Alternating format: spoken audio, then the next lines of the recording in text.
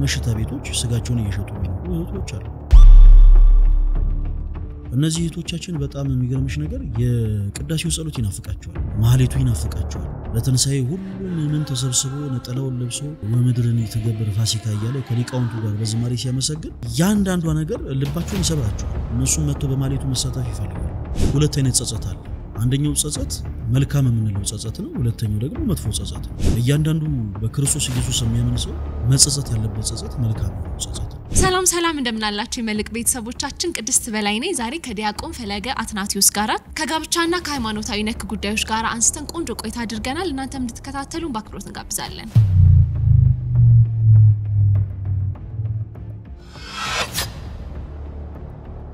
ስለመጣክ እጅግ በጣም ደስ ብሎናል። አክብረህን እዚህ ድረስ ዲያቆን ፈለገ ብዙ ሰው የሚያውቅ ስምህን ዲያቆን ፈለገ በሚለው ነው፣ ግን ትክክለኛ ስምህ እስጢፋኖስ አትናቴዎስ ነውና ፈለገ የሚባለው መጣሪያ እንዴት አገኘኸው? ያው ፈለገ አትናቴዎስ የሚለውን ስያሜ ለንሰይሞ ይቻለው ከመን አንፃር ነው መናገለግለው ቅበተ እምነት ስለሆነ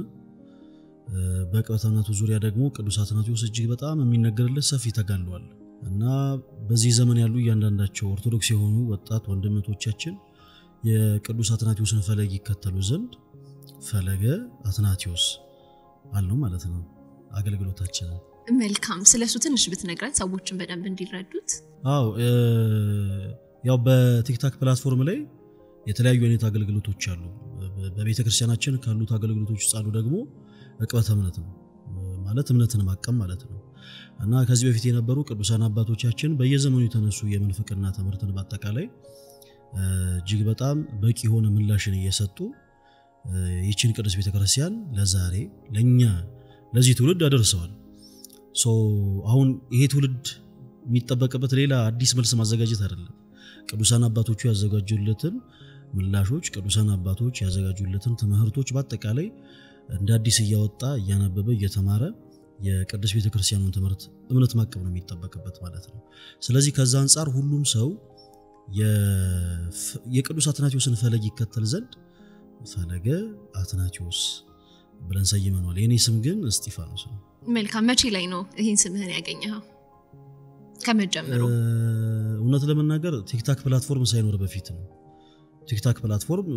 የዛን ሰዓት እንደው በቅጡም ሁሉም ሰው የማይጠቀምበት ጊዜ ነበር። ነገር ግን በስፔሻሊ በኢትዮጵያ ወጣት ስፖርት አካዳሚ እና ደግሞ በመከላከያ ስፖርት ክለብ በተለያዩ የስፖርት ዓለም ላይ የነበሩ ልጆችን በአጠቃላይ ሰብስበን እና አስተምር ስለነበረ ተከታታይ የሆኑ ኮርሶችን እንሰጥ ስለነበረ የሐሳብ ዓላማ ጽንሰ ሐሳቡ የተጠነሰሰው ከዛን ጊዜ ጀምሮ ነው ማለት ነውና በጣም ብዙ አመት ይሆናል። በቁጥር አታስታውሰው ነው? 2010 ዓመት ነው። እንደዛ ከሆነ በጣም ረጅም ጊዜ ነው። 9-10 አመት ይሆናል ማለት ነው። በጣም ረጅም ጊዜ። ወጣትነት እንግዲህ እንደምናየው በጣም ፈተና ነው። ብዙ ሰዎች በሱስ ውስጥ ሊሆኑ ይችላሉ፣ በተለያየ ችግር ውስጥ ሊሆኑ ይችላሉና በወጣትነት ጊዜ ገጠመኝ የምትለው ከባድ ቻሌንጅ ነበረ? ያው አሁንም ወጣት ነክ፣ ግን በቲኔጅ እድሜ ሊሆን ይችላል። ባለፍክባቸው ጎዳናዎች ውስጥ ከባድ ጊዜ አሳልፈ ታውቃለህ? መቼም እግዚአብሔር ሁሉንም ሰው እንደ ያቅሙ ይፈተናል እና በወጣትነት እድሜ ስለ አሁን ያረጀው ያክለ ፊል ያደረኩ ነው። ግን ድሮ በአስራዎቹ አመት አካባቢ ያለን በጣም ብዙ ፈተኖች ይገጥሙናል። ለምሳሌ የጓደኛ ተጽዕኖ፣ በዙሪያችን ያሉ ሰዎች ቢፈጥሩት ችግር በየትለ ትንሽ አላረዳ እንደው ባይበዛም ትንሽ የሆነ ራሱን የቻለ ተጽዕኖ ይፈጥራል እና የልጅነት ጊዜ ነው ያሳለፉት በስፖርት ዓለም ነው። ወደ ቤተክርስቲያን አገልግሎት ከመምጣቴ በፊት ከዛ በፊት ያሉትን አመታት በአጠቃላይ ያሳለፉት በስፖርት ዓለም ነው። በምን ስፖርት? አሁን ስፖርቱን ከተናገርኩኝ ፈሪ ነው ልታስበይ ነው። አላስብልም። ምን አለ ድሮ እንሰራ የነበረው ስፖርትኛ ሩጫ ነው እና በሩጫ ዓለም በጣም ረጅም ጊዜ ቆይተናል። ሩጫ ራሱን ደግሞ የቻለ የእግዚአብሔር ትምህርት ቤት ነው ስለውነት። በምን መልኩ ማለት ጥሩ ነው። ሩጫ ከሁሉም ስፖርቶች ለየት የሚያደርገው ነገር ምንድነው? ሁሉም ስፖርቶች ሰዎች ሲሰሩ ጌን የሚያደርጉት ነገር አለ። ለምሳሌ ባዲ ቢልደር ሊሆን ይችላል፣ ሌላት ስፖርት ማርሻል አርት ቢሰራ ሰው ሊሆን ይችላል፣ ቦክሰኛ ሊሆን ይችላል። ሰውነቱን ኢምፕሩቭ እያደረገ ነው የሚሄደው። ሩጫ ግን በተፈጥሮ እያንዳንዱ አትሌት ያለውን ካሎሪ ያቃጠለ የሚሰራው እንቅስቃሴ ነው ስፖርት በጣም ከባድ ነው እና በዚህ የስፖርት ህይወት ውስጥ የሚያልፉ ሰዎች በአጠቃላይ ደካማ መሆናቸውን ስለሚያውቁ በተፈጥሮ የሰው ልጅ በነገራችን ላይ ሲፈጠር ደካማ ሆኖ ነው የተፈጠረው ደካማ ሆነን ደግሞ የተፈጠርነው እግዚአብሔርን እናስበው ዘንድ ነው እና በሩጫው ዓለም ላይ እያንዳንዱ ሰው ሳይወድ በግዱ እግዚአብሔርን እያሰበ ይኖራል ማለት ነው ሌላው ትልቁ መልካም ነገር ደግሞ በስፖርቱ ዓለም ከተለያዩ ሱሶች እና ደግሞ ወጣቶች ትንሽ ከሚቸኩሉባቸው የስጋ ፍትወቶችም ጭምር ሰዎች እንዲርቁ ያደርጋቸዋል ትንሽ ስፖርቱ ያንን አይነት ነገር ራሱን የቻለ ምንኩስና ነው ማለት ይቻላል በጣም ቆንጆ ስፖርቱን አቁመክ ታዲያ ወደ ድቁና መቼ ገባክ ነው አሁንም እየሰራክ ትገኛለህ አይ አረ አሁን ትችያለሁ እኔ ስልጣነ ክህነት የተቀበልኩት 2012 ዓመተ ምህረት ነው ለዚህ ደግሞ ትልቁን ድርሻ የምትወስደው የጻድቃኔ ማርያም ስውሯ ጽላት የዘራ ያቆመ ቤት ነች እንዲህ አይነት ሐሳብ በተነሳበት ቦታ ሁሉ እኔ የጻድቃኔን ማርያም ስሟን ሳላነሳ አላልፈም ምክንያቱም በርግጥ የኛ ቤተሰብ የካህናት ቤተሰብ ነው የኔ ቅድሚያቴም እጅግ በጣም በቤተ ክህነት ደረጃ የታወቀ አገልጋይ ነበር አያቴም ልክ እንደዛው አንቀጸ ምሕረት ቅዱስ ሚካኤል ቤተክርስቲያንን አሰርቷል ያሰራው እሱ በስም ደረጃ ያው በቤተሰብ ውስጥ ያለ ቢሆንም እኔ ግን ካህን ሆናለሁ ብዬ አስቤ አላቅም ትንሽ በእኛ ቤተክርስቲያን ውስጥ ያሉ ምዕመናን ጋር አንድ ትልቅ ድክመት አለ ያ ድክመት ምንድነው መንፈሳዊ አገልጋይ መሆንን በልጆቻቸው አይምሮ ላይ እንዲቀረጽ አያደርጉም ልጆቻቸው እንዲናፍቁትም አያደርጉም እንደው ስታረግ ምን ሆነ ትፈልጋላችሁ ሲባል ዶክተር ፓይለት ወይ ደግሞ እንደው ጠቅላይ ሚኒስትር ኢንጂነር እንላለን እንጂ ቄስ ዲያቆን መርጌታ ምናምን ማለት ልክ እንደ ኋላ ቀርነት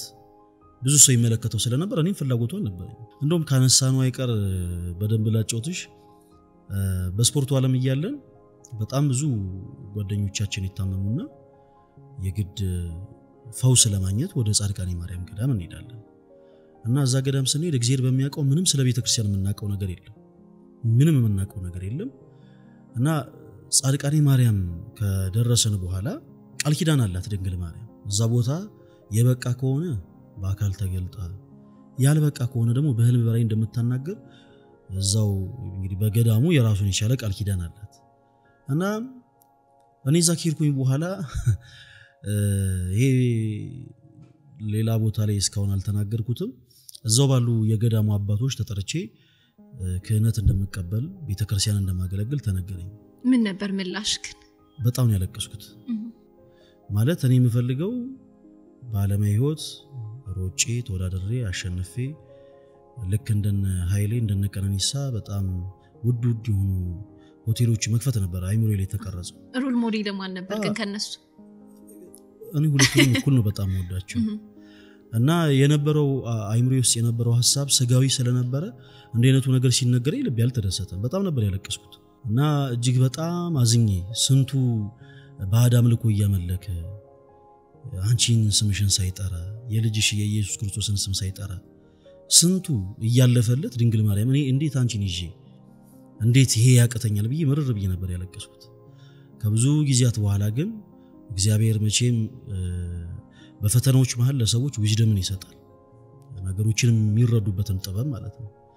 እና ከብዙ ጊዜያት በኋላ እግዚአብሔር ከሁሉ አብልጦ ትልቁን ስጦታ እንደሰጠኝ ተረዳው ስልጣነ ክህነት ማለት በክህነት አገልግሎት እግዚአብሔርን ማገልገል ማለት እጅግ በጣም በጣም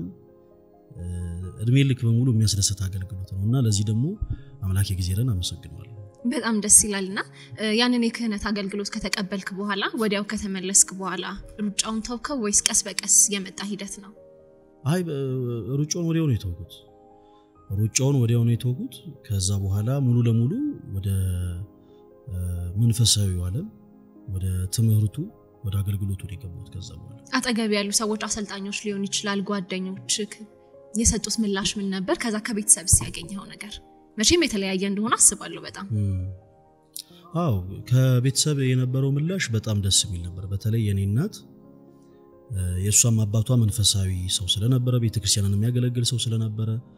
የሷም ደግሞ አያቷ ለኔ ቅድሚያቴ ማለት ነው ካህን ስለነበረ በዛ ጉዞ በጣም እንደውም እሷ ከኔ በለጠ ደክማለች ያብነት ትምህርት የሚያስተምሩ የተወለድኩት አዲስ አበባ ስለሆነ እኔን ክፍለ ሀገር ልኮ ከማሰማር ይልቅ እዚሁ አዲስ አበባ ያሉ ያብነት ትምህርት ቤት የሚያስተምሩ መምህራንን ፍለጋ ከኔ እኩል በጣም ብዙ ቦታ ዞራለች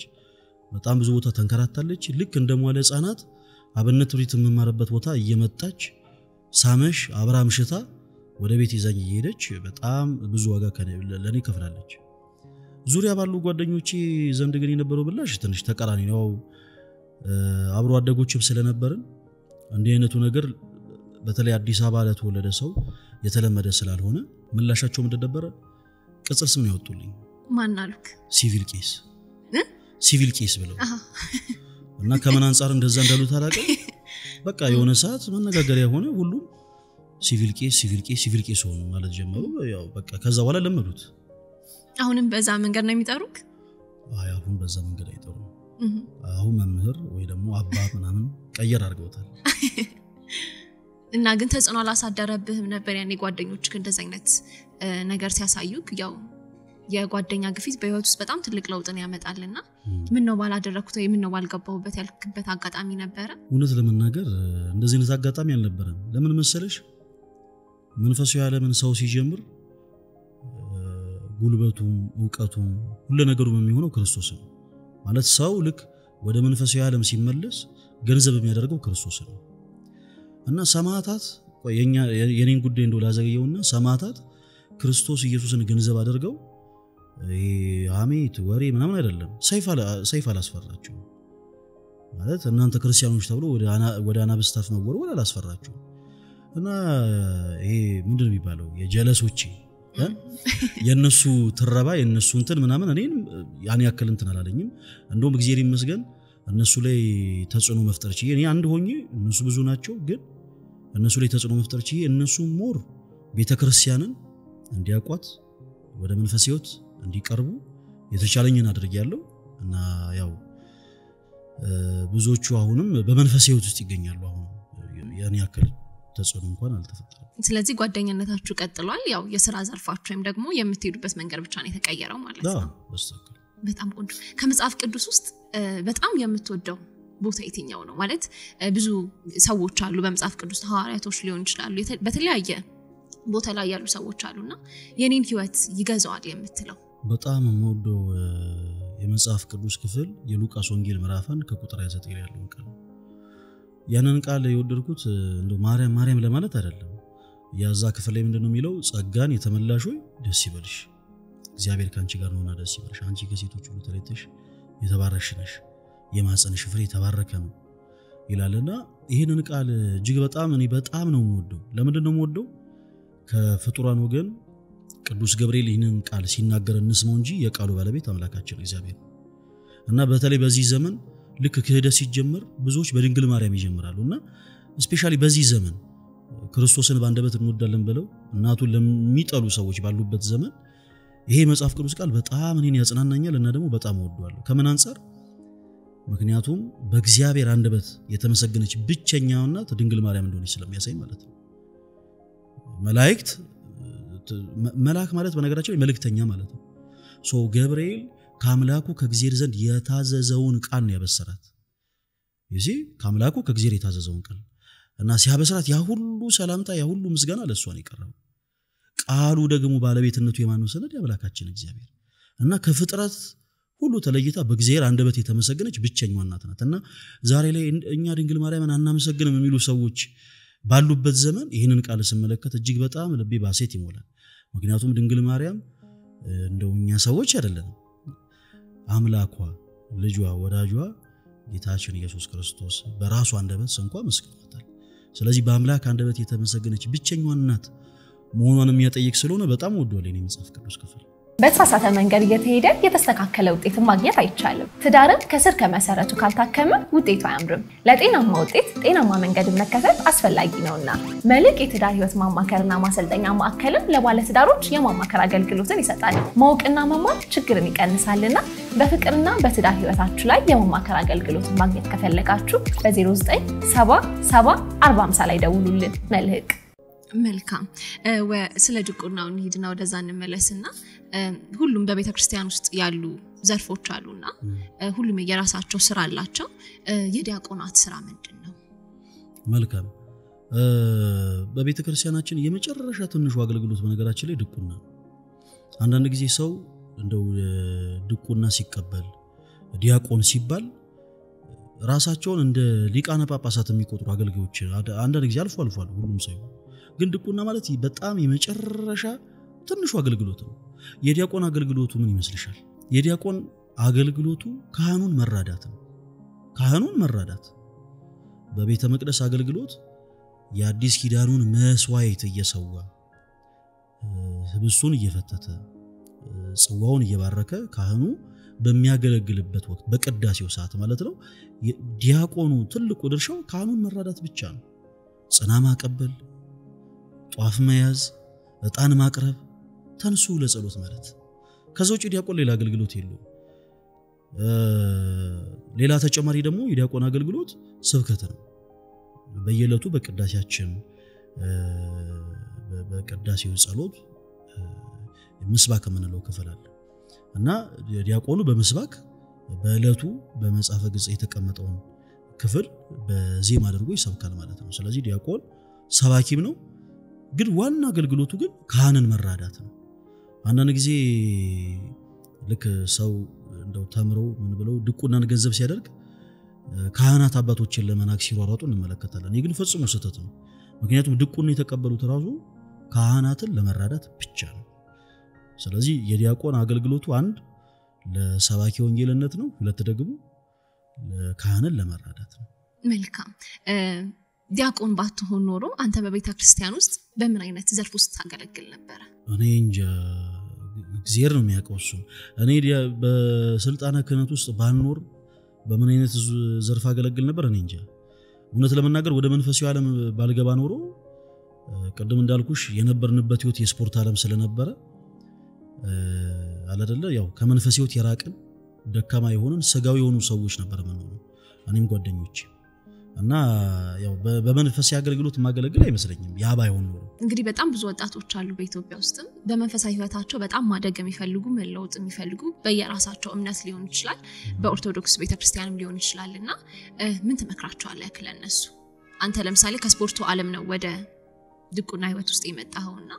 በተለያየ የሥራ ዘርፍ ውስጥ ሊሆኑ ይችላሉ በተለያየ የህይወት ጎዳና ውስጥ ሊሆኑ ይችላሉ ግን በመንፈሳዊ ህይወታቸው በጣም መበርታት ስለሚፈልጉ ለደከሙ ሰዎች ምን ተመክራለህ ወይ ምን ታስተላልፍላቸዋለህ ያው ባጭሩ ለሁሉም እህት ወንድሞቻችን ማለት የምንችለው ትንሹ ነገር ምንድነው የትኛውም ሰው እንደ ሎጥ ሚስት ወደ ኋላ ዙሮ ሊመለከት አይገባም ኃጢያትን መስራት አዳማዊነት ነው ማለት እንደውም ሊቃውንት በዚህ ሐሳብ ላይ ዶሲም ሲያመሰጥሩ ምን ይላሉ ከእንጨት ጭስ ከብረት ዝገት ከሶም ደግሞ ስተት አይጠፋም ይባላል ሰው ሆኖ ስተት የማይሰራ የለም ትልቁ ቁም ነገሩ ከወደቅንበት ነገር በቃ ክርስቶስ ይቅር ይለናል ብሎ አምኖ መነሳት ላይ ነው ስለዚህ በምንም አይነት ሁኔታ ላይ ያሉ ሰዎች ራሳቸውን ወደ ክርስቶስ ሊያቀርቡ ይችላሉ በነገራችን ላይ ሰው ስፖርተኛ ሆነ ማለት መንፈሳዊ ሆነ ማለት አይደለም ሰው ነጋዴ ሆነ ማለት እንደው ጎበዝ ክርስቲያን ይሆነ ማለት አይደለም እና አንዳንድ ጊዜ ሰው ልክ ዓለማዊ ህይወት ስላለው ብቻ መንፈሳዊ ህይወትን ገንዘብ ማድረግ የማይችል ይመስላል እንደው ቅዱስ ጳውሎስ ምንድነው የሚለው በሁለቱም በኩል የተሳላቸው ሰይፎቹ በሁለቱም በኩል ባለማይም በመንፈሳዊ ባለማይም ህይወት በኩል በጣም ጎበዝ የሆኑ ጥሩ ትዳር የሚመሰርቱ ክርስቲያኖች ቤተክርስቲያን ትፈልጋለች በዛው ልክ ደግሞ ከነሙሉ ቤተሰቦቻቸው ደግሞ በቅዳሴው ጸሎት ተገኝተው የጌታችን የኢየሱስ ክርስቶስ ቅዱስ ሥጋውን የሚቀበሉ ክቡር ደሙን የሚቀበሉ አማኝ የሆኑ ሰዎችን የክርስቶስ ሙሽራ የሆነችው ቤተክርስቲያናችን ትፈልጋለች እና ከዛ አንፃር በየትኛውም ዓለም ላይ ያሉ ሰዎች መንፈሳዊ መሆን ይችላሉ ለመንፈሳዊነት መስፈርት የለውም ትልቁ መስፈርት ምንድነው ክርስቶስ ይቅር ይለኛል ብሎ አምኖ ወደ እርሱ መቅረብ ነው ልክ እንደዛች በማቴዎስ ወንጌል ላይ እንደተጠቀሰችው ሴት ማለት ነው የማቴዎስ ወንጌል ምዕራፍ 9 ላይ 12 ዓመት ደም ሲፈሳት የነበረች ሴትን ታሪክ ይናገራል ያቺ ሴት ትክክለኛዋ ስሟ ዮስኪና ይባላል እና ዮስኪና 12 ዓመት ሙሉ ደም ሲፈሳት ነበር አምና ወደ ክርስቶስ ባትቀርብ ኖሮ 12ኛው ዓመት አልቆ 13 14 15 እያለ እድሜ ልኳን ይቀጥል ነበር ግን ከዛ ህይወት ለማውጣት አምና ወደ ክርስቶስ ቀረበች እናም የልብሱን ዘርፍ ነካች በዛው ቅጽበት ክርስቶስ ዞረና ምን አላት ልጄ ሆይ እምነትሽ ምን አለሽ አድኖሻል አላት ስለዚህ በተለያየ ዓለም ላይ ያሉ ሰዎች ካሉበት የዓለም ሸክም እንደው አምልጠው መውጣት የሚፈልጉ ከሆነ ራሳቸውን ወደ ክርስቶስ ብቻ ነው ማቅረብ ያለባቸው ፍርሃት ውስጣቸውስ የሚፈጠረው ከምን የተነሳ ነው? እንዲህ አይነቱ ጉዳይ ከጸጸት ጋር ተያይዞ ነው የሚታየው። ማለት ሁለት አይነት ጸጸት አለ። አንደኛው ጸጸት መልካም የምንለው ጸጸት ነው፣ ሁለተኛው ደግሞ መጥፎ ጸጸት ነው። እያንዳንዱ በክርስቶስ ኢየሱስ የሚያምን ሰው መጸጸት ያለበት ጸጸት መልካም የሆነ ጸጸት ነው። መጥፎ የሆነ ጸጸት ግን ራሳችንን ይበልጡን ከክርስቶስ እንድናርቅ ያደርገናል። ለምሳሌ በመሽታ ቤቶች ስጋቸውን እየሸጡ የሚኖሩ እህቶች አሉ። እነዚህ እህቶቻችን በጣም የሚገርምሽ ነገር የቅዳሴው ጸሎት ይናፍቃቸዋል፣ ማህሌቱ ይናፍቃቸዋል። ለትንሳኤ ሁሉም ምን ተሰብስቦ ነጠላውን ለብሶ ወምድርን ይተገበር ፋሲካ እያለ ከሊቃውንቱ ጋር በዝማሬ ሲያመሰግን ያንዳንዷ ነገር ልባቸውን ይሰብራቸዋል። እነሱም መጥቶ በማህሌቱ መሳተፍ ይፈልጋሉ፣ ከቅዳሴው ጸሎት መሳተፍ ይፈልጋሉ፣ ከኪዳኑ ጸሎት መሳተፍ ይፈልጋሉ። ያ ሁሉ ፍላጎት እያላቸው ግን እነሱን የሚያረቃቸው ትልቁ ነገር መጥፎ ጸጸት ነው። መጥፎ ጸጸት ማለት ልክ ነጠላ ለብሰው ወደ ቤተ መቅደስ ገና አንድ እርምጃ ሊራመዱ ሲል አንዳች ውስጣቸው የሚሰማቸው መጥፎ የሆነ ጸጸት አለ። እንዴ አንቺ እኮ ቆሻሻ ሰው ነሽ፣ አንቺ እኮ ለቤተ ክርስቲያን አትገቢም፣ እንዴ ከመጀመሩ ደግሞ አንቺ ነጠላ ለባሽ ሆንሽ የሚል ይሄ ጸባጋንንት የሆነ መጥፎ የሆነ ስሜት ይሰማቸዋል። ስለዚህ ትልቁ የክርስትና ተጋድሎ ደግሞ ይሄንን መንፈስ አሸንፎ ወደ ቤተ ክርስቲያን መቅረብ ካልሆነ ግን በጣም ከባድ ነው የሚሆነው። በተመሳሳይ ሌሎች ሰዎች ለምሳሌ በሱስ ውስጥ ያሉ ወጣት ወንድሞቻችን በጣም ወደ ቤተ ክርስቲያን መቅረብ ይፈልጋሉ። እንደው እግዚአብሔር ረድቷቸው ካፎቻቸው የሚቅሙት ጫት በአጠቃላይ ጠፍቶ በጣዋት ምንም ሳይቀምሱ ቤተ ክርስቲያን ሄደው ጸበል ቢጠጡ በጣም ደስ ይላቸዋል። ልባቸው ያንን እየፈለገ ግን የሚከለክላቸው አንድ ነገር ትልቁ ነገር ምንድነው? መጥፎ የሆነ ጸጸት እና እያንዳንዱ ሰው መጥፎ የሆነ ጸጸትን ማራቅ አለበት። በዚህ አጋጣሚ አንድ ነገር ላስታውስሽ። በመጽሐፍ ቅዱሳችን ላይ እንግዲህ መጽሐፍ ቅዱስ ማለት እግዚአብሔር ቃል ማለት የአምላካችን የእግዚአብሔር ቃል ነው። የእግዚአብሔር ቃል ደግሞ የተቀደሰ ነው። ኢቭን መጽሐፉን ራሱ መጽሐፍ ቅዱስ ነው የምንለው ምክንያቱም በጸጋ ቅዱስ ስለሆነ እና በዚህ መጽሐፍ ላይ ዳዊት የሰራው ኃጢያት ተጽፎ እናገኘዋለን። ዳዊት በጣም ብዙ ኃጢያቶችን ሰርቷል እና ለኛ ምን ሊጠቅመን ነው ያ ክፍል የተጻፈው? እንደውም አንዳንድ ጊዜ ከሌላ ቤተ እምነት ያሉ ሰዎች ለራሳቸው ኃጢያት መንደርደሪያ መነሻ አድርገው ያንን ጥቅስ ያነሳሉ። ምን እናንተኛን እንደዚህ ትሉላላችሁ እኮ እንጂ በመጽሐፍ ቅዱሳቸው ላይ ዳዊትም እኛ ያደረግነውን ነገር አድርጓል ለማለት ይደፍራሉ። እና ለምንድን ነው እንዲህ አይነት ታሪክ የተጻፈው በመጽሐፍ ቅዱስ ላይ? ለምሳሌ ዳዊት በቤተ መንግስቱ የተመላለሰ ሳለ የኦሪዮንን ሚስት ተመለከታት። እንግዲህ ኢማጂን መጽሐፍ ቅዱስ ነው ይሄ ታሪክ ለምን አስፈለገ? የኦሪዮንን ሚስት ተመለከታት፣ ባይኑ ተከብሎ አያት፣ ተመኛት፣ እናም ወደ ቤተ መንግስቱ አስጠርቶ ተገናኛት። እንግዲህ ከተገናኛት በኋላ ጽንስ እንደሚፈጠር ያቃልና ኃጢያቱ እንዳይታወቅበት ኦሪዮንን ከጦር ሜዳ ያስጠራዋል። ኦሪዮን ታቦተ ጽዮን ተማርካ ስለነበረ ታቦተ ጽዮንን ለማስመለስ ከዘመቱ ወታደሮች ጋር ዘምቶ ነበር እና ዳዊት ካስጠራው በኋላ በጦር ሜዳ የነበረው ውሎ ምን እንደሚመስል ጠየቀው። ኦሪዮን ነገረው። በልመልካም ዛሬ ከቤት ጣሪያ ስር ገብተህ ረፋል። ለምን ያ ልጅ የኦሪዮን ልጅ ነው ይባል ዘንድ ማለት ነው። እና ዳዊት በመነጋታው ወታደሮቹን አስጠርቶ ኦሪዮን ከቤቱ ጣሪያ በታች ገብቶ እንዳደረ ሲጠይቅ ገብቶ እንዳላደረ ይመልሱለታል። እና እጅግ በጣም በመበሳጨት ኦሪዮንን አስጠርቶ ለምንድነው ከቤት ጣሪያ ስር ገብተህ ያላደርከው ሲለው ታቦተ ጽዮን በውጭ ቆማ ሳለ እኔ ከቤት ጣሪያ ስር ገብቼ አላደርም አለ። የዚህ ጊዜ ዳዊት ሳይፈልግ ደብዳቤ ጽፎ ኦሪዮን በጦር ሜዳ እንዲገደል የራሱን የሞት ደብዳቤ አስይዞ ላከ። ዳዊት እንዲህ የሰራው ኃጢያት በመጽሐፍ ቅዱስ ውስጥ ተቀምጧል። ለምንድን? አንድ መርሳት የሌለበት ነገር አለ። ዳዊት እግዚአብሔር እንደ ልቤ ነው ያለው ሰው እንደ ልቤ ያስባለው ትልቁ ነገር ምንድነው? መጸጸቱ፣ መልካም የሆነ ጸጸት። ኃጢያትን ሰርቷል የይሁዳ ንስሐን ሳይሆን ነገር ግን መልካም የሆነ ጸጸት ተጸጸቱ ፈጣሪ ሆይ ይቅር በለኝ ብሎ ከአምላኩ ከእግዚአብሔር ጋር ይታረቃል። እና ዳዊት በጣም የሚገርም ጸጸተኛ ሲሆን ጊዜ እግዚአብሔር ዳዊት ለኔ እንደ ልቤ ነው አለ። እንደ ልቤ ነው የተባለው ዳዊት እንኳን ኃጢያትን ሰርቷል። አሁን በዚህ ዘመን ያሉ ሰዎች ኃጢያትን በመሰረታቸው መደንገጥ የለባቸው። ይሄ ታሪክ የተቀመጠው እንደውም አንዳንድ ሰው እነ ዳዊት እነ ሙሴን እና አብርሃምን ረስቶ አገልግሎት ለሚመለከታቸው ሰዎች እንደ ቅዱስ አድርጎ መሰል ይመለከታል። ለምሳሌ ፈለገ አትናቴዎስ በአገልግሎቱ የሚያውቁት ሰዎች ፈለገ አትናቴዎስ ምንም ኃጢያት የማይሰራ በቃ ጻድቅ እንደ መልአክ ጧት ተነስቶ የጧት የማለዳ ጸሎት ከዛ ከሰዓት የከሰዓት ጸሎት ከዛ ረፋር ጸሎት አድርጎ ቆሎ ብቻ ቀምሶ ማታ እግዚአብሔርን አመስግኖ ለሊቱን ደግሞ ሰው ሁሉ ሲተኛ እጆቹን ዘርግቶ ምናምን የሚጸልይ የሚመስላቸው የቅድስና ህይወት ገንዘብ ያደረገ የሚመስላቸው ሰዎች አሉ። እንዲህ አይነቱ ነገር በመጽሐፍ ቅዱስ ላይ ተጻፈው ሰዎች እንዳይታለሉ በቃ ያ ነገር እነሱ ጋር ብቻ እንዳለ እንዳይሰማቸው እንኳን እነሱ ልብ አምላክ የተባለው ዳዊትም ሰቷል አጥፍቷል። ነገር ግን ወድቆ አልቀረም በንስሐው ተመልሷል። ቀድም እንዳልኩት ኃጢያትን መስራት መውደቅ አዳማዊነት ነው። ከወድቁበት አለመነሳት ግን ይሄ ሰይጣናዊ ነው። ስለዚህ አዳማዊ የሆነ ተፈጥሮ አዳማዊ የሆነ ጠባይ በእያንዳንዱ ክርስቲያን ሊታይ ይገባል። ወድቀን ሊሆን ይችላል። ከወደቅንበት ግን ክርስቶስ እንደሚያነሳን አምነን መጥፎ የሆነ ጸጸትን በአጠቃላይ ሰዎች ተዋክተው ራሳቸውን ወደ ክርስቶስ ማቅረብ አለባቸው። ይህንን ስንል አንዳንድ ሰዎች ደግሞ ምን ይላሉ? እግዚአብሔር ይቅር ባይ ነው፣ ሁላችንም የምናውቀው ነገር ነው። በተጸጸተ ልብ ወይም ደግሞ ራሳችንን ዝቅ አድርገን በፊቱ ስንቀርብ ይቅር ይለናል። ግን እግዚአብሔር ይቅር ይለኛል በሚል በተደጋጋሚ በኃጢያት ልምምድ ውስጥ የሚሆኑ ሰዎች አሉና ለዚህ ምን ትላለህ? ማለት ሌላ እግዚአብሔር እንዳለ ይሁን እንጂ እኛ የምናመልከው እግዚአብሔር ልክ የይሁዳ ንስሐን እንዲህ አይቀበልም። ማለት የቀጠሮ ኃጢያት እያንዳንዱ ክርስቲያን መስራት የለበትም። ባጭሩ እንዲህ አይነቱ ኃጢያት የይሁዳ ንስሐ ይባላል። የብልጠት ማለት ነው። ይሁዳ ልክ እንደ ፊዚክስ ተማሪ ምን አድርጎ ነበር? ካልኩሌት አድርጎ ማለት ነው። ኦኬ የትንቢቱን ሐሳብ በአጠቃላይ ተረድቶታል።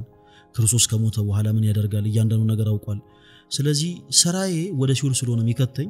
ክርስቶስ በሲኦል ያኑ ነፍሳትን ሲያወጣ አብሬ እንደወጣ ቀድሜ ልሙት ብሎ በራሱ ሎጂክ በራሱ ቀመር ራሱን ለማዳን የሞከረ ሰው እንደ አይነቱን አካሄድ ቤተክርስቲያናችን ዘንድ ተቀባይነት የለውም። አንድ መርሳት የሌለበት ነገር እግዚአብሔር አምላክ ልብና ኩላሊትን የሚመረምር አምላክ ነው።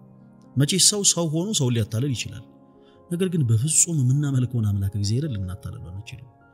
አንድ መርሳት የሌለበት ነገር ሰዎች ለምሳሌ ሲያመነዘሩ ሲዘሙቱ በመጀመሪያ የሚጠነቀቁት ነገር ምንድነው? ሰው እንዳያይ። ያው በመጀመሪያ ሰው እንዳያያቸው አይደል?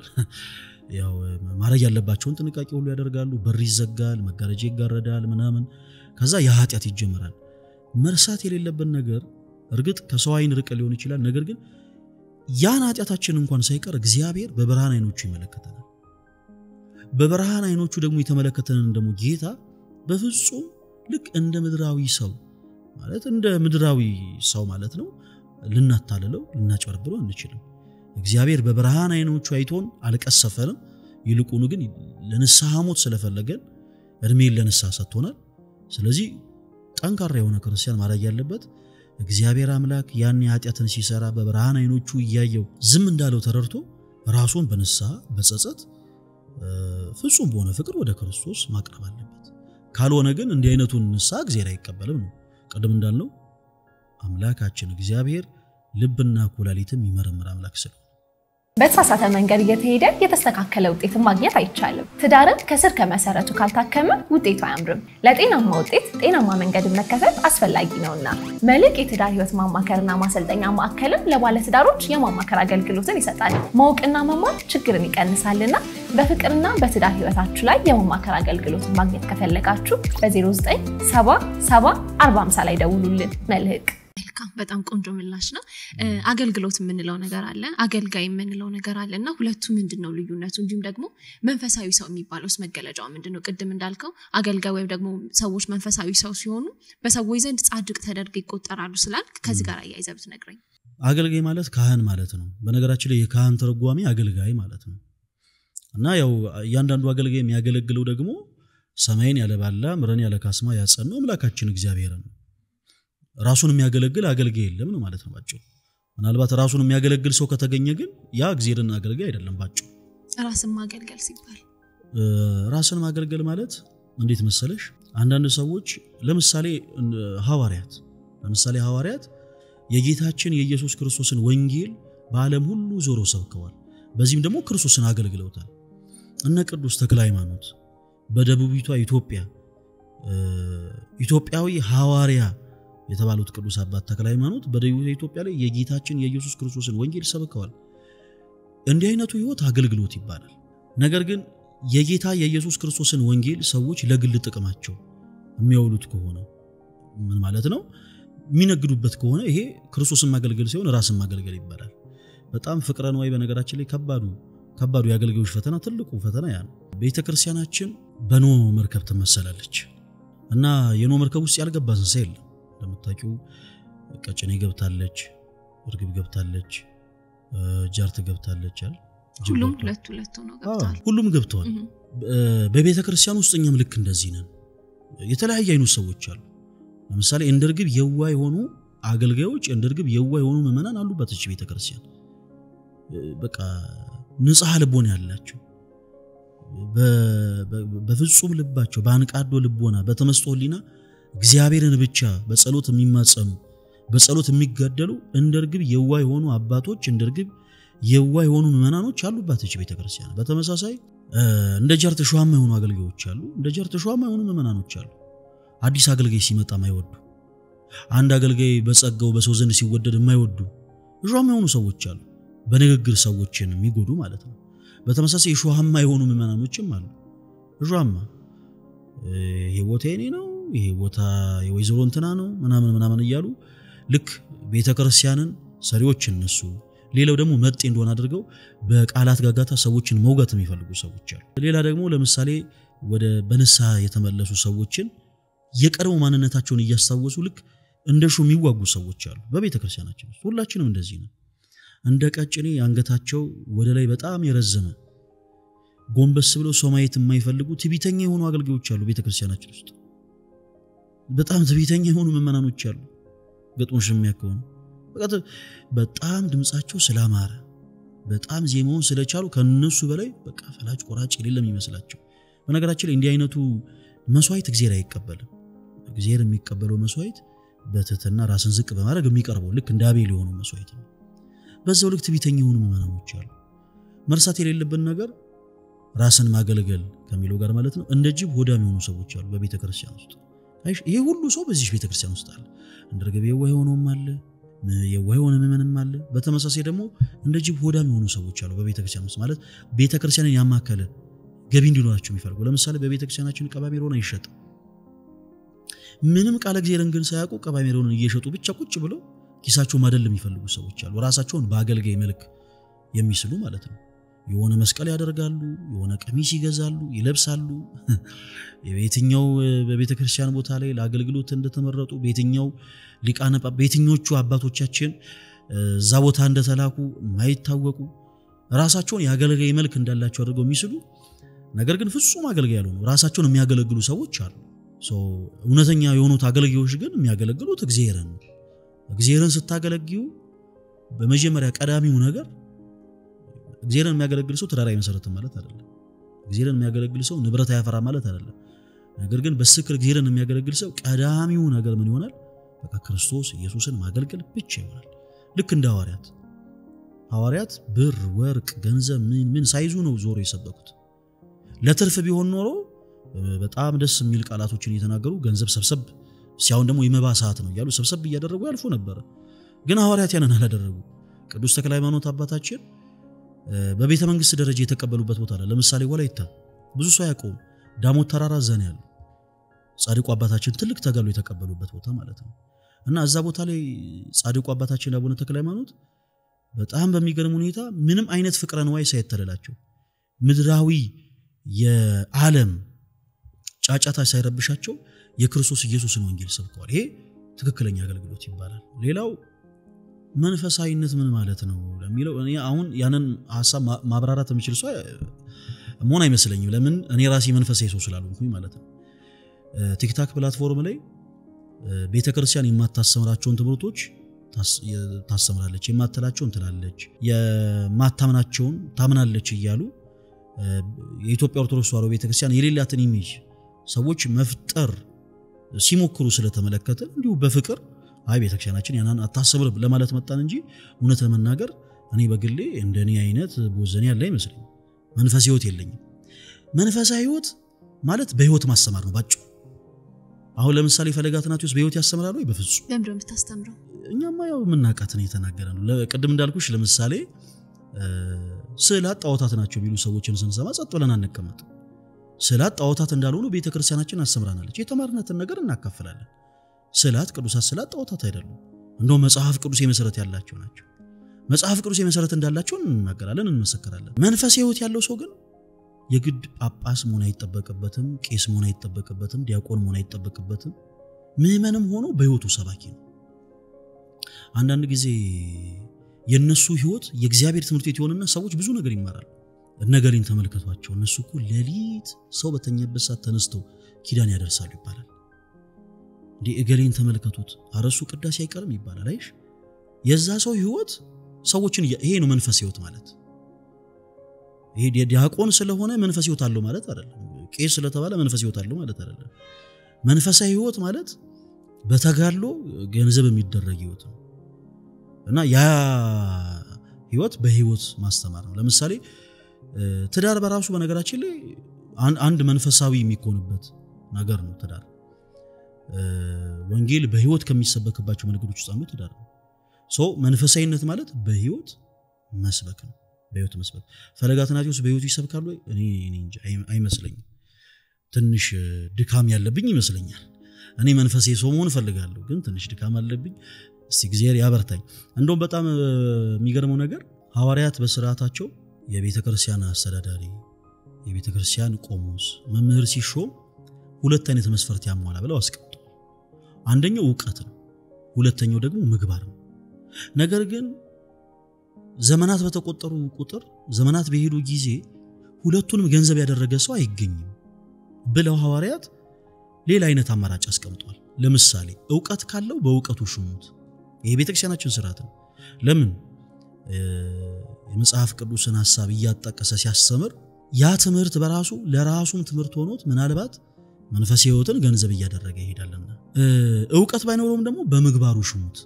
ለምን በምግባሩ ማለት በመንፈሳዊ ህይወቱ ማለት ነው ያ ምግባር ያለው ደግሞ አገልጋይ ራሱን ዝቅ የሚያደርግ የማይታበይ አቃሉ የማይል ስለሆነ ራሱ ዝቅ በማድረግ ከሌሎቹ ደግሞ ዕውቀት ካላቸው ዕውቀትን ገንዘብ ያደርጋልና ግድ የለም ዕውቀትን ባይኖር በመግባሩ ሹሙት የሚል ስርዓት አላቸው የትኛው በይበልጥ ለመመኑ ይጠቅማል እሱ እንግዲህ እኔ አሁን እንዴት መሰለሽ እንደ እግዚአብሔር ጸጋ ነው በነገራችን ላይ በዚህ አጋጣሚ ቅዱስ አባታችን አባ ሕርያቆስ በዚህ መንገድ የተመረጡ አባት ናቸው ዕውቀቱ ኖሯቸው ሳይሆን በመግባር ነበር የተመረጡት እንደውም ጎሳ ለቤ ቃለ ሰናይ የሚለውን ቅዳሴ የቀደሱት ካህናት ሊሳለቁባቸው ሊቀልዱባቸው ዕውቀት የላቸው እንዴት ይሄ ዕውቀት የሌለው ሰው በእኛ ሊያለቃ ይሆናል እሲ ዛሬ ቀድስ አቁርበን ብለው ልክ ስጋዊ ሆነን ፈተና ተከሻለ መለካካት ሲጀምሩ እግዚአብሔር መንፈስ ቅዱስ ለአባ ሕርያቆስ ሚስጥርን ገልጾለት እመቤታችን ቅድስት ድንግል ማርያም ረድኤት በረከት ሆናለት ነው ጎሳ ለቤ ቃለ ሰናይ ብሎ ይጀምራሉ ድርሰቱ እንዲህ አይነት አባቶች አሉ አሁንም እንዲህ አይነት አገልጋዮች አሉ ዕውቀቱ ትንሽ ያን ያክል ባይኖራቸውም በትህትናቸው በምግባራቸው ሲመት የሚሰጣቸው ማለት ነው አሁን ይሄ ምንለው መንፈሳዊነት በዚህ በኩል ደግሞ ዕውቀቱ ያላቸው ግን ደግሞ ልክ ሌሎች ሰዎች ገንዘብ ያደረጉት መንፈሳዊነት ደግሞ የሌላቸው ሰዎች አሉ እና ያው መንፈሳዊነት ማለት ባጭሩ በህይወት መስበክ ማለት ነው በጣም መልካም ቅድም ጫፍጫፉን ብለህልኛልና በህይወታችን ውስጥ ሁላችንም እንደሰው ፈተናዎች ገጥመናል ግን የቤተክርስቲያን አገልጋይ ወይም ደግሞ በሆነ እምነት ውስጥ ያሉ አገልጋዮች በጣም ፈተና ሲገጥማቸው እናስተውላለንና ትልቁ ፈተና ምንድነው እንዴትስ ያንን ፈተና ላልፉት ይችላሉ በቤተክርስቲያን አገልግሎት ውስጥ በነገራችን ላይ ትልቅና ትንሽ የሚባል ፈተና የለም ማለት እያንዳንዱ አገልጋይ እንደ ድክመቱ ይፈተናል ለምሳሌ ቅዱስ ያዕቆብ የተባለ የቤተክርስቲያናችን ቅዱስ አባት ሐዋርያው ያዕቆብ ሳይሆን ቅዱስ ያዕቆብ የተባለ የቤተክርስቲያናችን አባት በገሉ ዜና ላይ በፍትወት እንደተፈተነ ገሉ ይናገራል ሌሎች አባቶችም ደግሞ በተለያየ አይነት መንገድ ይፈተናሉ መንፈስ የሆነ ሰው በአጠቃላይ በተለያየ አይነት ነገር ይፈተናል መንፈስ ዓለም ባጭሩ ውጊያ ነው ሰዎች ጸሎት የተባለን መሳሪያ ይዘው ከጥንት ጠላታችን ዲያብሎስ ጋር የሚዋጉት ውጊያ ነው ባጭሩ ሰው በፈተናዎች ወርቆ መሳሪያውን የጣለ ያለት በሰይጣን ይማረካል ነገር ግን ጌታችን እንዳለው ትጉ ወጸልዩ ከመይትባው ውስተመንሱት ወደ ፈተና እንዳትገቡ ትጉና መንበሩ ጸልዩ ወደ ፈተና ላለመግባት ተግተው በጸልዩ ቁጥር ደግሞ ይዛን ያክል ሰይጣንን ድል እየነሱ ይሄዳሉ እና በመንፈስ ህይወት ላይ ትልቅ ትንሽ የሚባል ፈተና የለም ሁሉ በተለያየ አይነት መንገድ ይፈተናል አንዳንዱ በገንዘብ በፍቅረ ንዋይ አንዳንዱ በፍትወት አንዳንዱ በመታበይ አንዳንዱ በተለያየ አይነት መንገድ ይፈተናል ያው ፈተናን ማለፍ ደግሞ ራሱን የቻለ ጸጋ ይጠይቃልና ያው ፈተኖች በጣም ብዙ ናቸው። ቴክኖሎጂ የሚባለው አሁን በጣም እየረቀቀ የመጣው ነገር አለና በአገልግሎቱም ሊሆን ይችላል በአጠቃላይ በህይወታችን ውስጥ ምን አይነት ሚናን ይጫወታል በተለይ በአገልግሎት ላይ? እንግዲህ የሶሻል ሚዲያው በጣም ደስ በሚል ሁኔታ የቅድስት ቤተክርስቲያንን ትምህርት በጣም ቀለል ባለ መልኩ ለብዙዎች ተደራሽ እንዲሆን ምክንያት ሆኗል። በተለይ የቲክቶክ ፕላትፎርም ከተወሰኑ 2 ዓመታት በፊት በጣም በብዙ ዘንድ የሚታወቀው መጥፎ የሆኑ ነገሮችን ለሰዎች በማረስ ነው። የሐሰት ዘናዎች፣ የተለያዩ የዘረኝነት ቪዲዮዎች እንዲሁም ደግሞ ለህፃናት የማይመጥኑ አጉል የሆኑ መልእክቶች የሚተላለፉበት ፕላትፎርም ነበር። ነገር ግን ከቅርብ ጊዜ ወዲህ ያንዳንዱ ሰው ለፕላትፎርሙ አክቲቭ ከሞት የተነሳ የቅድስት ቤተክርስቲያን ትምህርት በሚገባ የተላለፈበት ስለሆነ ብዙዎች ቤተክርስቲያናቸውን ካለማው ወደ ማወቅ ተሸጋግረዋል። ስለዚህ ጥቅሙ እጅግ በጣም ላቅ ያለ ነው። ሌላው ደግሞ በጣም ቁጥራቸው ቀላል የማይባሉ ከሌላ ቤተ እምነት ያሉ ሰዎች ወደዚህ ቅድስት ቤተክርስቲያን እንዲመጡ ምክንያት ሆኗል። ይሄው ፕላትፎርም በዚህ ፕላትፎርም ማለት ነው በጣም ቁጥራቸው ቀላል የማይባል እኛ ቲክቶክ ፕላትፎርም ከጀመረ በጣም 2 ዓመት ከምናምን እንደዛ ነው የሚሆነው። በእነዚህ ትንሽ ዓመታት ውስጥ ቁጥራቸው ቀላል የማይባል ቆጥረን ማንጨርሳቸው ብዙ ነፍሳት ወደ እውነተኛዋ ቅድስት ቤተክርስቲያን ተመልሰዋል እና ይሄም ትልቁ ድል ነው በሶሻል ሚዲያ ካገኘነው ውስጥ ማለት ነው። አሁን የተለያዩ ሃይማኖት አባቶች ሊኖሩ ይችላሉ በተለያየ ቤተ እምነት ላይና ከፖለቲካ ነክ ጉዳዮች ወይም ደግሞ ሰዎች ሊነኳቸው የማይገቡ ሐሳቦች ላይ አስተያየት መስጠታቸው ወይም ደግሞ መናገራቸው ትክክል ነው ብለህ ታምናለህ? እንደ ኮንቴክስቱ ነው እንዲህ አይነቱ ጉዳይ መወሰን ያለበት። ለምሳሌ ጸብ ባለበት ቦታ ላይ አንተምተው ለማለት የሚገኝ የሃይማኖት አባት ካለ ትክክል ነው። ምክንያቱም ሐዋርያዊ ተልእኮም ያ ነው። በክርስቶስ ኢየሱስ የሚያምኑ ሰዎች ሌላ አንዳች ነገር በልባቸው አንግሰው ያንተ ወንዝ ከዛ ወዲያ የኔ ወንዝ ከዚህ ወዲህ ተባብለው በልባቸው ተጣልተው ጸብ ግጭትን ይዘው ሁለቱም የየራሳቸውን ቤተክርስቲያን ሰርተው ይሄ የእንተና ሚካኤል ነው ይሄ የእንተና ሚካኤል ነው ብለው ስጋው ደግሞ እንዲቀበሉ አይደለም ቤተክርስቲያን የምትፈልገው። እንደውም ካህኑ በቅዳሴ ጸሎት ምን ብሎ ነው የሚነጸው? ንጹህ የሆነ ከቁርባኑ ይቀበል፣ ንጹህ ያልሆነ ግን አይቀበል፣ ለሰይጣንና ለመለክተኞቹ በተዘጋጀ የመለኮት እሳት እንዳይቃጠል እጄን ከአፌ ይደፍ ንጹህ እንዳደረኩ እንዲሁ ከሁላችሁ በደል ንጹህ ነኝ ብሎ ነው የሚነጸው። ስለዚህ ንጽህና ማለት የሰውነት የገላ ንጽህና ሳይሆን የልብ ንጽህና ነው። ቂም ይዞ ጸሎት ሳል ይዞ ስርቆት ስለሌለ አባቶች እርቅ እንዲፈጠር ሰዎችን ለመምከር ለመገጸጽ ቢገኙ መልካም። ነገር ግን እንዲህ አይነት ቦታዎች ላይ አንደኛውን አቅጣጫ ግን ወግነው ከተገኙ ግን በየትኛውም አይነት ልኬት በየትኛውም አይነት ማብራራት ትክክል አይደሉም። ምክንያቱም እነሱ ከዓለማዊ ዓለም ተለይተው መንፈሳዊነትን ገንዘብ ያደረጉት ቀደም እንዳልነው ራሳቸውን ሊያገለግሉ ወይ የሆነን ሰፈር ሊያገለግሉ ሳይሆን ክርስቶስን ሊያገለግሉ እና እንደ ሐዋርያቱ ወንዛቸውን ጎሳቸውን ያመጡበትን አመጣጥ ምናምን አይደለም ማየት ያለባቸው። ክርስቶስ ኢየሱስን ብቻ ነው ተመልክቶ ማገልገል ያለባቸውና እንዲህ አይነት ነገሮችን እንደ ኮንቴክስቱ ነው የምናየው። ገብተው ያንዱን ሐሳብ ደግፈው ነው እየተነጋገሩ ያሉት ወይንስ አንተምተው ብሎ አባቴ ምክርን ግጻሴ ለመስጠት የገቡት የሚለውን ነገር መመልከት ያስፈልጋል። እንደዚህ ሶሻል ሚዲያዎች ላይ ያወራን ነውና ሶሻል ሚዲያ ሰዎች በአቋራጭ አገልጋዮችም ሊሆኑ ይችላሉ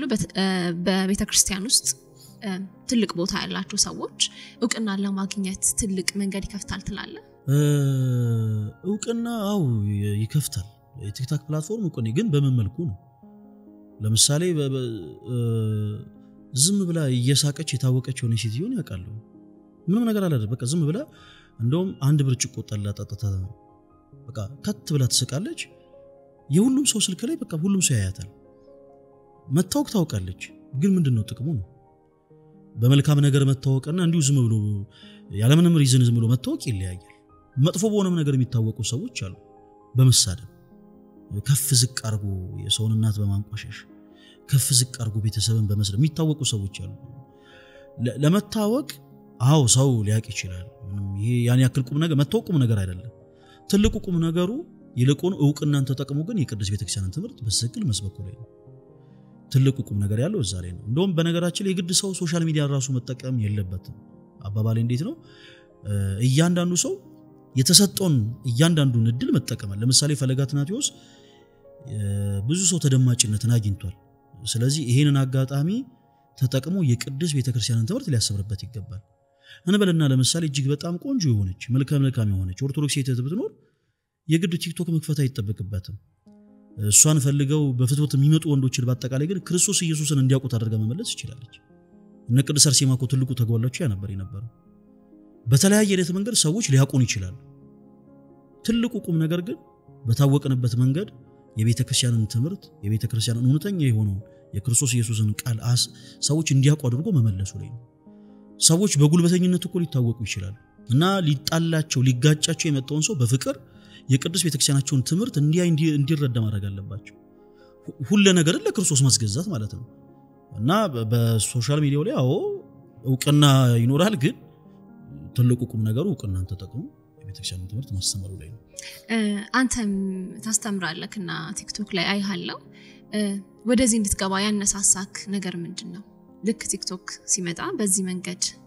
እንድትጠቀመው አካውንቱን ሳልከፍት እንዲሁ ስክሮል ያረኩኝ ቪዲዮዎችን ብቻ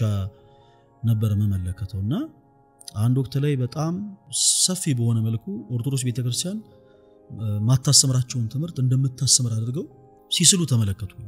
እና በጣም በነገሮች ገረም ነበር እየሰማቸው ለምሳሌ በጣም ሱት የሆኑ ሐሳቦችን ያነሳሉ ታቦት በአዲስ ኪዳን የለም እንደውም የመጀመሪያ ጊዜ ሳደምጥ ያየሁት ላይቭ ያንን ታቦት በአዲስ ኪዳን የለም የጌታችን የኢየሱስ ክርስቶስ ቅዱስ ሥጋና ክቡር ደም አማናዊ መሆኑን የማያምን ሰው ዘሎ ስለ ታቦት እየወራ ማለት ነው ኢማጂን ታቦት በነገራችን ላይ ማለት መሰዊያ ነው መሰዊያ የአዲስ ኪዳኑ መስዋዕት መሰዊያ ማለት ነው የአዲስ ኪዳኑ መስዋዕት ደግሞ የጌታችን የኢየሱስ ክርስቶስ ቅዱስ ሥጋና ክቡር ደም እና የክርስቶስ ኢየሱስ ቅዱስ ሥጋና ክቡር ደም አማናዊ ነው ብሎ የማያምኑ ሰዎች መሰዊያ በአዲስ ኪዳን አለ ወይስ የለም ብለው ዊርድ የሆነ ነገር ሲያነሱ ነበር የተመለከቱት ከዛ አንፃር ለምን ነገሮችን በፍቅር ቀረብ ብለን እስቲ እኛ ጋር ያለውን እውነት እኛ ጋር ያለውን መረዳት ለምን ለነሱ አናቀበለም በሚል አካውንት ከፈትኩኝ ብዙ ኦርቶዶክስ የሆኑቶች ወንድሞቼ ያቆኙኝ ነበር እና ቀረብ ብዬ በታቦት ዙሪያ ወራዋቸው በሰመጨረሻ መልስ ሲያጡ አስወረዱኝ ካስወረዱኝ በኋላ እኔ እንደውም ቲክታክ ፕላትፎርምን ከእንደገና መጠቀምበት አልመሰለኝም ነበር ግን ይሄ ፈለገ አስተናቲዎስ የሚባል እንደዚህ ምናምን እንደውም ማስተዋወስውን አንድ ነገር ልንገርሽ ኔትወርክ በመሃል ተቋርጦብኝ የሆነ ማይሆን መልካሳ አይቼ ለካ ቆሞ ነበር ቪዲ ሁላችሁም ፕሮፋይል አድርጉት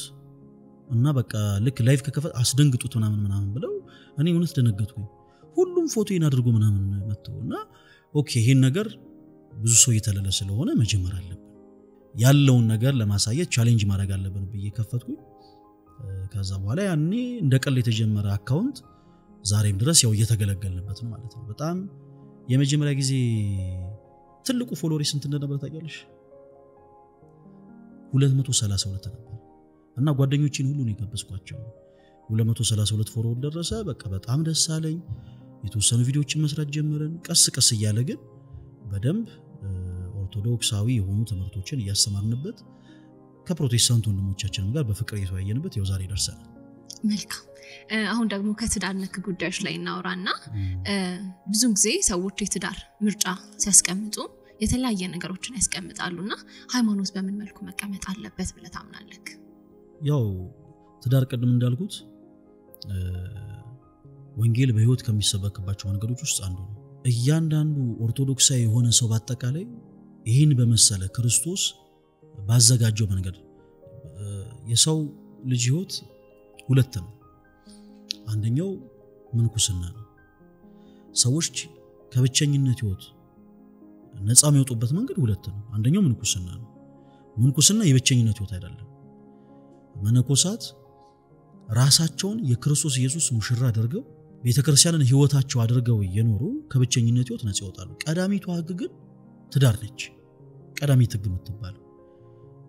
ሰዎች ክርስቶስ በመሰረተው የትዳር ህይወት በአንድነት በቅዱስ ሥጋው በክቡር ደሙ ታተመው የሚኖሩት ህይወት ነው ትዳር እና እያንዳንዱ ኦርቶዶክስ የሆነ ሰው ከመንፈሳዊ ጉዳይ ጋር በተለይ በጣም ሊጠነቀቅበት ይገባል ማለት አንዳንድ ጊዜ ሰዎች እኛ እንቅደም ይላሉ እግዚአብሔርን ከማስቀደም ይልቅ ለዛ ነው በጣም ብዙ ጊዜ ፍቺ የሚበዛው አለመስማማት የሚበዛው መናናቅ ሁሉም ነገር የሚመጣው ከዛ በኋላ ለዛ ነው አንዳንድ እግዚአብሔር የቀደመበት ነገር መልካም ስለሆነና ያው ለሁሉም ወንድሞች ማለት እንፈልገው ያው በመንፈሳዊ በመንፈሳዊ ስርዓት ቢሆን በቅዱስ ሥጋው በክቡር ደሙ ታተመው በመንፈሳዊ ስርዓት ቢጀምሩት መልካም ነው እግዚአብሔር ሲቀርምበት ነገር ሁሉ ስለሚያምር መጠናናቱስ ምን መምሰል አለበት መጠናናት ላይ ብዙ ጊዜ ሰዎች የሚሸወዱት ይመስለኛል የመጠናናት መንገዶች ወይም ደግሞ ትክክለኛ ወደ ትዳር ለማምራት የሚፈልጉ እጮኛሞች በምን መልኩ መጠናናት አለባቸው ገደቡ እስከምን ድረስ መሆን አለበት በቤተክርስቲያናችን ትልቁንም በነገራችን ላይ ትልቁንም ድርሻ የሚይዘው በትዳር ንክ ጉዳዮች ትልቁንም ድርሻ የሚይዘው ትምህርት ይሄ ነው የጮኝነት ጊዜ ማለት ነው በቤተክርስቲያናችን የጮኝነት ጊዜ እንዳይረዝም ቤተክርስቲያን ታሰምራለች ስፔሲፊክ እንደ ስርዓት ይሄን ያክል ጊዜ ተብሎ የተቀመጠ ባይኖርም መምህራነ ቤተክርስቲያን እንደ ከሁለት ዓመት ባያልፍ ይላሉ ከሁለት ዓመት ባያልፍ ግን ስፔሲፊክ ይሄን ያክል ጊዜ ይሁን የሚባል ስርዓት እስካሁን አልተቀመጠም የጮኝነት ህይወት እንዴት ነው መሆን ያለበት የሚለው ጉዳይ ላይ እያንዳንዱ ኦርቶዶክስ የሆነ ሰው በአጠቃላይ ሊጠነቀቅበት ይገባል አንዳንድ ጊዜ ከህልሞቻችን ጀምሮ ብንጠነቀቅ ለምሳሌ አንድ ወንድ እግዚአብሔርን የምትፈራ ሃይማኖት ያላት ቤተሰቦቹን የምታከብርለትን ሴት እግዚአብሔር እንዲሰጠው ከመለመን ይልቅ ጸጉሯ ለስላሳ ይሆነ የሰውነት ቅርጿ ያማረ መልኳ እንደዚህ ሆነ እያለ በጣም ምድራዊ የሆኑ ነገሮችን የስጋዊ የሆኑ ነገሮች ላይ በጣም ፎከስ ባደረገ ቁጥር እንዲህ አይነት ማለት የጸለይነው ጸሎት ሁሉ በነገራችን ላይ ተቀባይነት የለውም አይመለስም ስለ ጮሆን መሬት ስለተንከባለን ገዳም ለገዳም ስለዞርን በቃ እንደው ትርንጎ የኔ ካልሆነች ስላለ ምናምን አይሆንም እንደዛ የሚሆነው ፈቃድ እግዚአብሔር ሲጨመርበት ነው ለዛ እኮ ነው አባታችን የሚለው ጸሎት ላይ እንደ ፈቃድ ይሁን ብለን እኮ የምንማጽነው ለዛ እና ጥንቃቄ ይፈልጋል ምክንያቱም ውበት ኃላፊ ነው ቁንጅናዋን ብቻ ፈልጎ ያገባት ሴት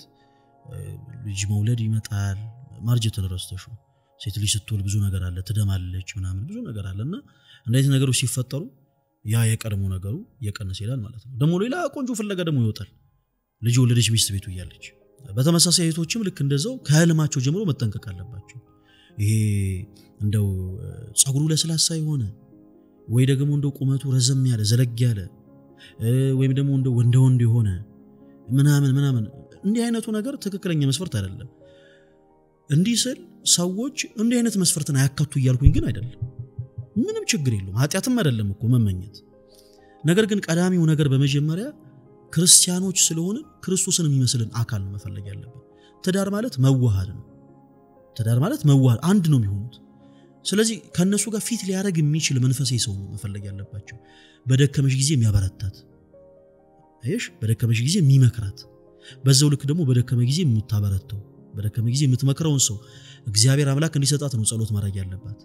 ከዛ በኋላ እግዚአብሔር ወዶና ፈቅዶ ደግሞ ካገናኛቸው በኋላ በጮኝነት ጊዜ ላይ በጣም ሰፊውን ጊዜ ለእግዚአብሔር ሊሰጡት ይገባል ጥንቃቄ ይፈልጋል ምክንያቱም እንዲህ አይነቱን ህይወት ጥንተ ጠላታችን ዲያብሎስ እንዲሰመር አይፈልግም ቀደም እንዳልኩት ይሄ ህይወት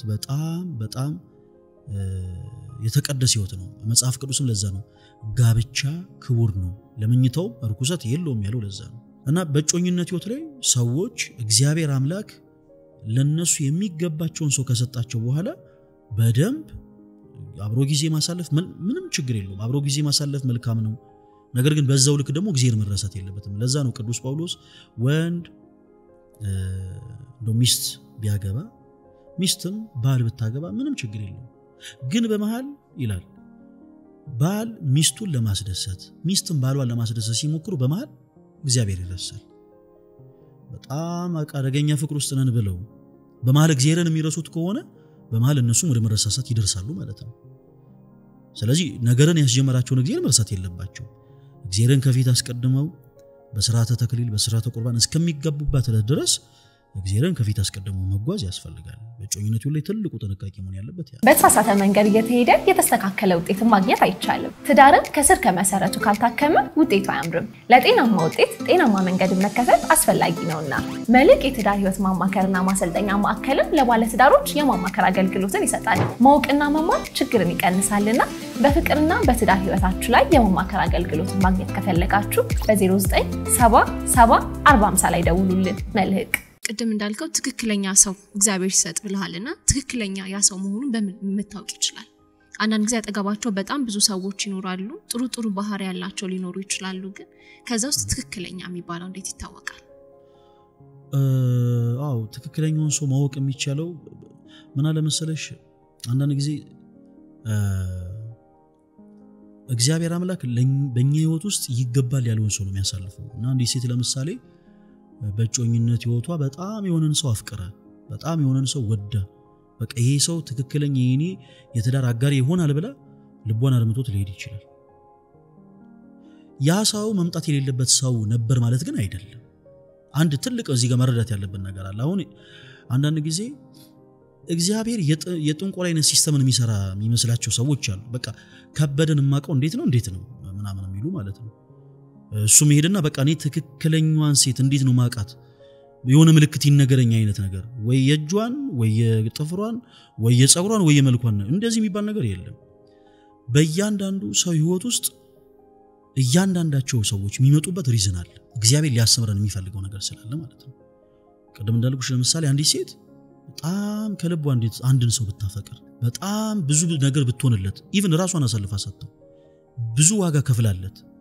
ያ ሰው ግን እሷ የሰጠችው ንጹህ ፍቅር ረግጦ ከሄደ ያ ሰው በህይወቷ መምጣት የሌለበት ሰው ነበር ማለት አይደለም መምጣቱ ግድ ነበር ለምንድን ምክንያቱም ነገ ከነጎሪያ እግዚአብሔር ይሄ ላንቺ ትክክለኛ ሰው ነው ብሎ የሚሰጣትን ሰው እንደናት ሆና ተከባከቡ ዘንድ ማለት ነው አየሽ ኦኬ ከዚህ በፊት እኮ እንደዚህ አይነት ሰዎችን አይቻለሁ ከዚህ በፊት እንዲህ አይነት እንኳን ጠንካራ ማንነት ሳይኖረኝ ያኔ እንዲህ አይነት ክፉ ሰዎችን ተመልክቻለሁ ኦኬ እግዚአብሔር ትክክለኛውን ሰው የሰጣት ሰዓት ያኔ ኦኬ እንደናት ሆና ተንከባከባለች አንዳንድ ወንድሞችም ልክ እንደዛው ብዙ ዋጋ ከፍለውላት ኢቭን ከቤተሰቦቻቸው ሁሉ ተቆራርጠውላት ከቤተሰቦቻቸው ጭምር የሚቆራረጡ በጣም ብዙ አሉ እና እህቶቹን ትቶላት እናቱን ትቶላት አባቱን ትቶላት ሳይናፍቁት ቀርቶ ምናምን ሳይሆን ግን እሷ በጣም ስለሚያፈቅር ለሷ ትልቅ ዋጋ ከፍሎ ያቺ ሴት እሱ የሰጣትን ፍቅር ረግጣ ልትሄድ ትችላለች ያኔ ብዙ ማዘን ብዙ ማልቀስ ምናምን አያስፈልግም ይሄ በቃ እንደው ራሴን ላጠፋ ነው ምናምን ያዙ ይልቀቁ አያስፈልግም እግዚአብሔር ሸክማችንን ነው ያረቀልን ማለት ነው ያቺም ሴት በህይወቷ የሆነ ሰው ነበር ከዛ በኋላ ሲሄድ እግዚአብሔር ሸክሟን ያረቀላት ልታመሰግን ይገባል እንደው አልለመደብንም እንጂ እንደው ጠላቱ አፊዘን ብንደራሱ ጥሩ ነው በቁም ነገር ያሞንድ በተመሳሳይ እግዚአብሔር ጊዜው እንዳይቃጠል ጥሩ በሆነ ጊዜ ያቺ ሴት ረግጣ እንድትሄድ ያደርጋል ስለዚህ እውነተኛ ፍቅር አንድ አይደለም የሚመጣው ማለት ነው እንደዛው የሚባል ነገር የለም ይሄ የት እኔ ጥናቴ ጽሁፍ እንደሰሩ ነው ያላቅም እንደዚህ የሚሉ ሰዎች አንዲት ሴት 10 ወንድ ልትፈቅር ትችላለች ምን ማለት ነው በደንብ አዳምጪ ለአንድ ወንድ በህይወቷ መጣ ከልቧ ልትወደው ትችላለች ይሄ እሷ ጥፋት አይደለም ያ ሰው ባለጌ ሆኖ እርሷ የሰጠችውን ፍቅር ረግጦ ቢሄድ ይቺት ከልቧ አልወደደችውም ማለት አይደለም አይሽ ትክክለኛ ፍቅር ሰጥተው ነበር በቃ ልቧን ክፍት አድርጋለት ነበር ያ ሰው ግን የሷን ፍቅር ረግጦ ሄዷል ከዛ በኋላ በቃ ከበደ የሷን ፍቅር ረግጦ ስለሄደ ሌላ ሰው በህይወቷ ሲመጣ ከእንደገና አትወድም ከእንደገና አታፈቅር የሚባል ነገር የለም በነገራችን ላይ ሁሉም ነገር ልክ እንደዚህ የሚደጋገሙ ናቸው ለምሳሌ ኢቭን የንስሐ ህይወት ጭምር ለምሳሌ እኔና አንቺ አንድ ጊዜ ክርስቶስን በደልን አንድ ጊዜ ንስሐ ገባን በቃ ከዛ በኋላ እንወርቃለን ይሄ ኃጢአት ነው ድጋሚ ከእንደገና ምን እናደርጋለን ንስሐ እንገባለን ድጋሚ ልንወርቅ እንችላለን አሁን ድጋሚ ምን እንላለን ንስሐ እንገባለን አይ እነዚህ ስንት ጊዜ ነው ንስሐ ተመሳሳይ ኃጢአት ሆነ አይለንም ክርስቶስ የእውነት ተጸጽተን ስለምንመጣ እሱም የእውነት ይቅር ይለናል ያቺም ሴት የሆነ ሰው በህይወቷ መጥቶ ነበር የእውነት ነበር የወደደችው እሱ የሰጠችውን ፍቅር ረግጦ ግን ከሄደ ተጠያቂው እሱ እንጂ እሱ አይደለም ስለዚህ ከእግዚአብሔር ዘንድ የሚሰጠው ለአንድ አዳም አንዲት ሔዋን የምትባል የለችም ማለት ነው ከብዙ ሙከራ በኋላ የሚገኝ ነው አይደለም አሁንም ምን አለ መሰለሽ እንዲህ አይነቱን አሰራር ሰው በቀረጸው ፕሮጀክት ልክ ልንሰፍረው ምን ሞክር ከሆነ በጣም ከባድ ነው ቀደም እንዳልኩት የፍቅር ህይወትን ብቻ አይደለም ለምሳሌ ኖርማል የጓደኝነት ህይወት ራሱ ለምሳሌ አንቺ ከኤሌመንተሪ ትምህርት ቤት ጀምሮ እስካሁን ሰዓት ድረስ በጣም ብዙ ሰዎች በህይወትሽ አልፎ ያውቃሉ መታቂያቸው በጓደኝነት ማለት ነው እነዛ ሴት ጓደኞችሽ በህይወትሽ የመጡበት እያንዳንዳቸው ሪዝን አለ አንድን ርዕስ ተምረሽ ታልፊ ዘንድ ህይወት በራሱ የሚያስተምር ስለሆነ ማለት ነው እና አንዳንድ ጊዜ እንዲህ አይነቱን ነገር መጠላት የለብንም አንዳንድ ሰው እንደውም በጣም የሚገርምሽ ነገር በጣም ረጅም ጊዜ ልቡ የሚሰበርበት ትልቁ ነገር ምንድነው የተጭበረበረ በቃ የተጭበረበረ ይመስለውና ሁለንተና ይጎዳል ግን ያ ስህተት ነው ሁለት ነገሮችን እዚህ ጋር ባጭሩ ላንሳ አንደኛው ነገር አንድን ሰው ትክክለኛ መሆኑን በምን ልናቀን እንችላለን? እግዚአብሔር ባርኮ ሲሰጥ ለምሳሌ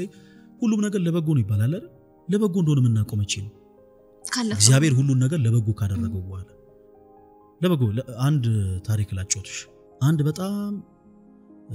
በነገሮች ሁሉ እግዚአብሔርን የሚያማርር ሰው ነበርና ገዳም ለመሳለም ገዳም ልሳለም ብሎ የቤት መኪናውን ይዞ ይወጣል እና በመሃል በነገሮች ሁሉ ደግሞ እግዚአብሔርን የሚያመሰግን ሰው ያጋጥመዋል። እንግዲህ ሁለት ሰዎች በአንድ መኪና ጉዞ ይጀምራሉ። አንደኛው በነገሮች ሁሉ እግዚአብሔርን የሚያማርር ነው፣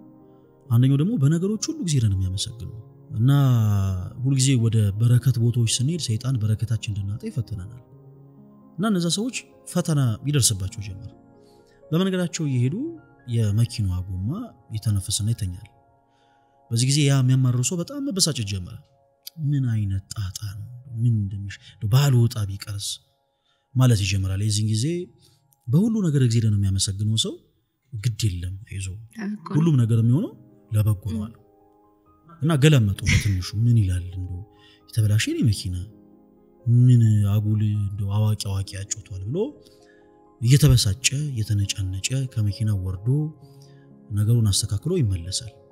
አሁንም ትንሽ ጉዞ እንደጀመሩ ሞተሩ መጨስ ይጀምራል። በጣም ማብር ጀመረ ሰውየው። ምን ቀን ነው እንደው ዛሬ ተረገመ ቀን እንደው ከቤቴ ባልወጣስ ማለት ይጀምራል። ከዚህ በኋላ ያሱ አሁንም ፈገግ እንዳለ አይዞ ሁሉም ነገር የሚሆነው ለበጎ ነው አለ እና በኃይለኛው ገለመጠው ወረደ፣ መኪናውን አስተካከለ። እየተበሳጨ በሩን ሲዘጋ ከጣቶቹ መሃል እቺ ትንሿ ማርያም ጣቱ ተቆርጣ ወደቀች እና በጣም እጁ ደማ እና መኪና ውስጥ ሆኖ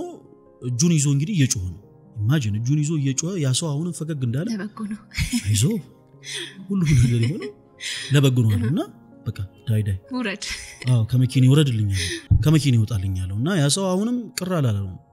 እኔም ከመኪና ይወረድኩት ለበጎ ነው አለ እና ያ ሰው በጣም እየተበሳጨ መንገዱን ይጀምራል። ከብዙ መንገድ በኋላ ሽፍቶች ያጋጥሙታል እና እነዛ ሽፍቶች ገንዘብ የሚዘርፉ ንብረት የሚያወድሙ ሳይሆኑ የሰው ስጋ ዘልዝለው የሚበሉ ሽፍቶች ነበሩ። ያዙት፣ ልክ እንደ ፋሲካ ዶሮ አንጠልጥለው አለቃቸው ጋር ወሰዱት እና አለቃቸው ያረደላቸውን ሰው ብቻ ነው የሚበሉት። አለቃቸው ጋር ከወሰዱት በኋላ ትልቅ ገጀራ ተስሎ እዛ ሰው አንገት ላይ ሊያርፍ ሲል አለቃቸው አንድ ነገር ተመልክቶ አቆሙ። ምን ነው አለቃችን ምን ተፈጠረ ሲሉት ምንድነው እጁ አላቸው። ምንድነው እጁ ሲያዩ ጣቱ ተቆርጧል እየደማ ነውና ጣቱ ተቆርጦ ነው ሲሉ በሉ እዛው ያገኛችሁበት መልሱት፣ እኔ አካላ ጎዶሎ ሰው መብላት አልወድም አላቸው። እና በዚህ ታሪክ ቤተክርስቲያን ውስጥ ያሉ አባቶቻችን ሊያስተምሩን የፈለጉት ትልቅ ነገር አለ። በርግጥ ማርያም ጣትን ተቆርጦ መጣል መድማት አመሰቃይ ተመሙ ሁሉ ነገር ለበጎ የሚያስብል አይደለም። ለበጎ እንደሆነ ግን የምናውቀው መቼ ነው?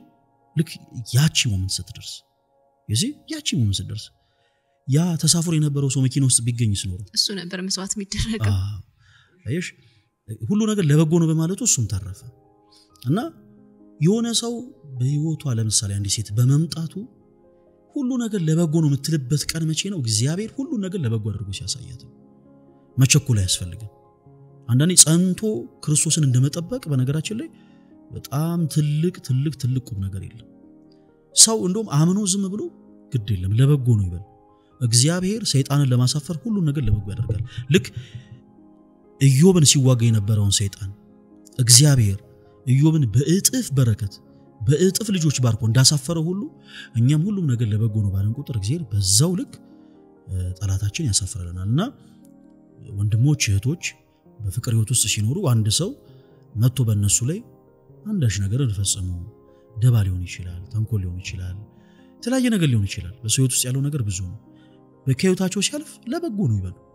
በቃ እግዚአብሔር በምን አይነት ነገር በምን አይነት በረከት ሊባረካቸው እንደሆነ ስለማያውቁ ማለት ነው። ለበጎ እንደሆነ የሚያውቁት መቼ ነው? ልክ ያቺ እግዚአብሔር ያለባት ታይም ሲደርስ እና ሌላው መረሳት የሌለበት ነገር ይሄ ሰውን ፍቅር አንድ ጊዜ ነው የሚይዘው ምናምን የሚባል ነገር የለም። አንድ ሰው ለአንድ ሰው የሰጠውን ፍቅር በተመሳሳይ ለሌላም ሰው መስጠት ይችላል። ምን ለማለት ፈልጌ ነው? በእኩል ሰዓት እያልኩኝ ሳይሆን ለምሳሌ አንድ ሰው አንዲት ልጅ ያፈቀረ እና ያቺ ሴት ቤተሰቡን ትቶላት እናቱን ትቶላት እህቶቹን ወንድሞቹን አጎቱን አክሱን ሁሉ ነገር ትቶላት ነገር ግን ያቺ ሴት የሆነ የተሻለ ነገር አግኝቻለሁ አንተ የራሱ ጉዳይ ብላ እሱ የሰጣትን ንጹህ ፍቅር ረግጣ ብትሄድ ይሄ እሱ ጥፋት አይደለም። አይ እስከዛሬ ድረስ ውሸቱን ነበር እያስመሰለ ነበር በስክል ይወደዳት አልነበረም አይባልም። አው ግን እሱ እዚህ ጋር ጥያቄ አለኝ። እሷን በወደደበት ልክ ወይም ደግሞ እሷን ባፈቀረበት አቅም ትክክለኛ የምትባለው ሴት ስትመጣ የመውደድና የማፍቀር አቅም ይኖራል? ከዛ በሚገባ ትልቁ በጣም የሚገርመው ነገር ያ ነው። ቀደም እንዳልኩሽ እያንዳንዱ ሰዎች በህይወታችን የሚመጡት አንዳች ነገር አለ። ለምሳሌ ትግስት የሌለው ሰው ትግስትን እግዚአብሔር በሆነ ሰው ያስተምረዋል። ካልሆነ እንዴ ቃቃ በሚጫወቱበት ጊዜ ማካገናኛቸው ነገር ይበላሻል። በቃ ማለት ፈልጌ ነው መብሰል ያለበትን ነገር እንዲበስል ያደርጋል። እግዚአብሔር አምላክ መብሰል ያለበትን ነገር መስተካከል ያለበትን ነገር እንዲስተካከል ያደርጋል። አንዳንድ ጊዜ አመስጋኝቶኝ ዘንድ ለምሳሌ ምናልባት እግዚአብሔር ላንቺ ያዘጋጀው ሰው ገንዘብ የሌለው ሰው ሊሆን ይችላል እንበል። ገንዘብ የሌለው ሰው ሲሆን ምንም አይነት ህይወት ሳታይ እግዚአብሔር አምላክ በብዙ ሰዎች ሳያስተምርሽ ቀጥታ ያንን ሰው ወደ ህይወትሽ ቢያመጣው ክርስቶስን እያማረሽ የምትኖር ይሰውቶኛልሽ። እግዚአብሔርን ግን እንዳታማርሪ በመሃል እግዚአብሔር አንዳች ነገርን በሆነ ቅጽበት ያስተምርሻል። ተረድተሽኛል? በሆነ ነገር ለምሳሌ ትግስት የሌለው ሰው ትግስትን ይማራል። ምክንያቱም ያንን ሰው ያቺ ሴት ልክ ሲሰጣት እጆቿን ዘርግታ እግዚአብሔርን እንድታመሰግን ማለት ነው። በተመሳሳይ ያም ሰው ያቺ ሴት ስትሰጠው እጆቹን ዘርግቶ እግዚአብሔርን ያመሰግን ዘንድ በብዙ ሰዎች ይፈተናል። በብዙ ሰዎች ከተፈተነ በኋላ ግን እግዚአብሔር ያለው ቀን ይደርሳሉ። ያንን ግን ኤግዛክት በዚህ ቀን ነው ልንል አንችልም። ለምን ያቺን ቀን ሊያቃት የሚችለው አምላካችን እግዚአብሔር ብቻ ነው። ሁሉ ነገር ለበጎ የሚሆንበትን ቀን የሚያውቀው እግዚአብሔር ብቻ ነው። እሺ በእንደዚህ አይነት ህይወት ውስጥ ሰዎች ካለፉ በኋላ በምን ያክል ጊዜ ራሳቸውን አክመው ወደ ሌላ ሪሌሽንሺፕ ውስጥ እንዲገቡ ትመክራለህ እንደግልክ? እኔ በተለይ በዚህ ዘመን ሰዎች ብዙ ሳይቆዩ ቶሎ ወደ ትዳር ቢገቡ እመክራለሁ። ስርዓት ተለዋዋጭ ነው። ምን ለማለት ፈልጌ ነው? አንዳንድ ጊዜ እንደ ኮንቴክስቱ ነገሮች ታይተው የግድ መለወጥ አለባቸው። በዚህ ዘመን ሰው ቁም ነገር የማይወድበት ዘመን ነው። ሰው ትዳር የማይወድበት ዘመን ነው። ሰው ኃላፊነትን መወጣት ኃላፊነትን መጋፈጥ የሚፈራበት ዘመን ነው እና በጣም ብዙ ፈተና ብዙ ጊዜ ሰዎች በጮኝነት ጊዜ ረጅም ጊዜ በቆዩ ቁጥር ምን እየተፈጠረ ይመጣል? በመሃል ግጭቶች፣ አለመግባባቶች ይመጣሉ። ትዳር ማለት ኃላፊነት ነው። ከትዳር ውጭ ያሉ ሰዎች ኃላፊነት የለባቸው ማለት ነው። ስለዚህ ግጭት፣ ጸብ፣ አለመደማመጥ ሲመጣ እሱም እኔ ምን አገባኝ ያቺም ሴት እኔ ምን አገባኝ የራሱ ወደ ማለት ይኬዳል። ትዳር ሲሆን ግን ኃላፊነት ነው። አየሽ? ስለዚህ እንዲህ አይነት ይሄ የልጅ ባህሪ የልጅ ተፈጥሮ በእነሱ ላይ እንዳይታይ ጸባጋንንትን ለማራቅ ከጸባጋንንትን ለመሸሽ የግድ ሰዎች ቶሎ ብሎ ጊዜ ያሳጥሩ ቢጋቡ መልካም ነው። አንዳንድ ሰው ያው እኔ ገንዘብ እስካሁን አልያዝኩኝም፣ ገንዘብ የለንም፣ የተወሰነ ገንዘብ መስራት አለብን፣ የተወሰነ ነገር ማግኘት አለብን። ትክክል ነው። ግን አብረው ደግሞ እየሰሩ አብረው የሚያፈሩት ንብረትን ደግሞ ይመሰለ ነገር የለም እና መልካሙ ነገር ለብዙ ወጣቶችም ሊስማማ የሚችለው ነገር ምንድነው? አንዲት ሴት መልካም የሆነን ወንድ ካገኘች ማንንም መስማት የለባት፣ ቶሎ ብላ ልታገባው ይገባል። ይሄ ዝም ብሎ ቶሎ ብሎ ማሰር ይያልኩኝ አይደለም።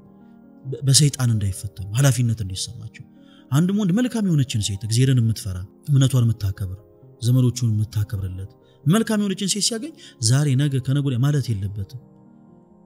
ወዲያውኑ ተመካከረው ወስነው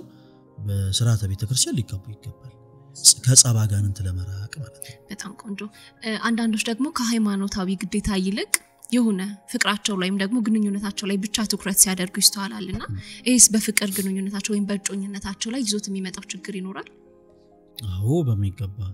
በቤተክርስቲያናችን አንቺን በሃይማኖትሽ እኔን በሃይማኖት የሚባል ነገር የለም። እንዲህ አይነቱ ነገር ዘፈን ላይ ነው ያለው፣ ግጥሙ ምሳሌ ነው ያለው፣ በዘፈን ነው የቀረው እንጂ የቤተክርስቲያን ትምህርት አይደለም። ፍቅርን ክርስቶስ ነው የመሰረተው። አዎ ክርስቶስ ነው የመሰረተው። ግን ሁላችንም ክርስቶስን ነው ልንመስል የሚገባው እንጂ በክርስቶስ ያላመኑ ሰዎችን አይደለም ልንመስል የሚገባውና እንዲህ አይነቱ ነገር ጥንቃቄ ይፈልጋል። በተለይ የትዳር ህይወት ላይ የጮኝነት ህይወት ላይ ወደ ህይወታችን የምናመጣቸው ሰዎች መልካቸው ስላማረ ብቻ ወይ የሆነ ገንዘብ ስላላቸው ብቻ እሱም ባገባው የሆነ ህይወት ይስተካከላልና በቃ ከሱ ጋር ልሁን በማለት ብቻ ወደ ትዳር ሰዎች የሚገቡ ከሆነ ሪስኩን ራሳቸው ነው የሚወስዱት። ምክንያቱም እግዚአብሔርን አላስቀደሙትም። እግዚአብሔርን ካላስቀደሙት ደግሞ እግዚአብሔርም ተወጡት እስቲ ይሁት ብሎ ዝም ይላል ማለት ነው። እና ከባድ ፈተና ውስጥ ይገባሉ እንዲህ አይነት ነገር ጥንቃቄ ይፈልጋል ሲጀመር ለእግዚአብሔር ያልበጀች ነፍስ ለኔ ትበጀኛለች ብሎ ማመን በራሱ ሞኝነት ነው ስለውነት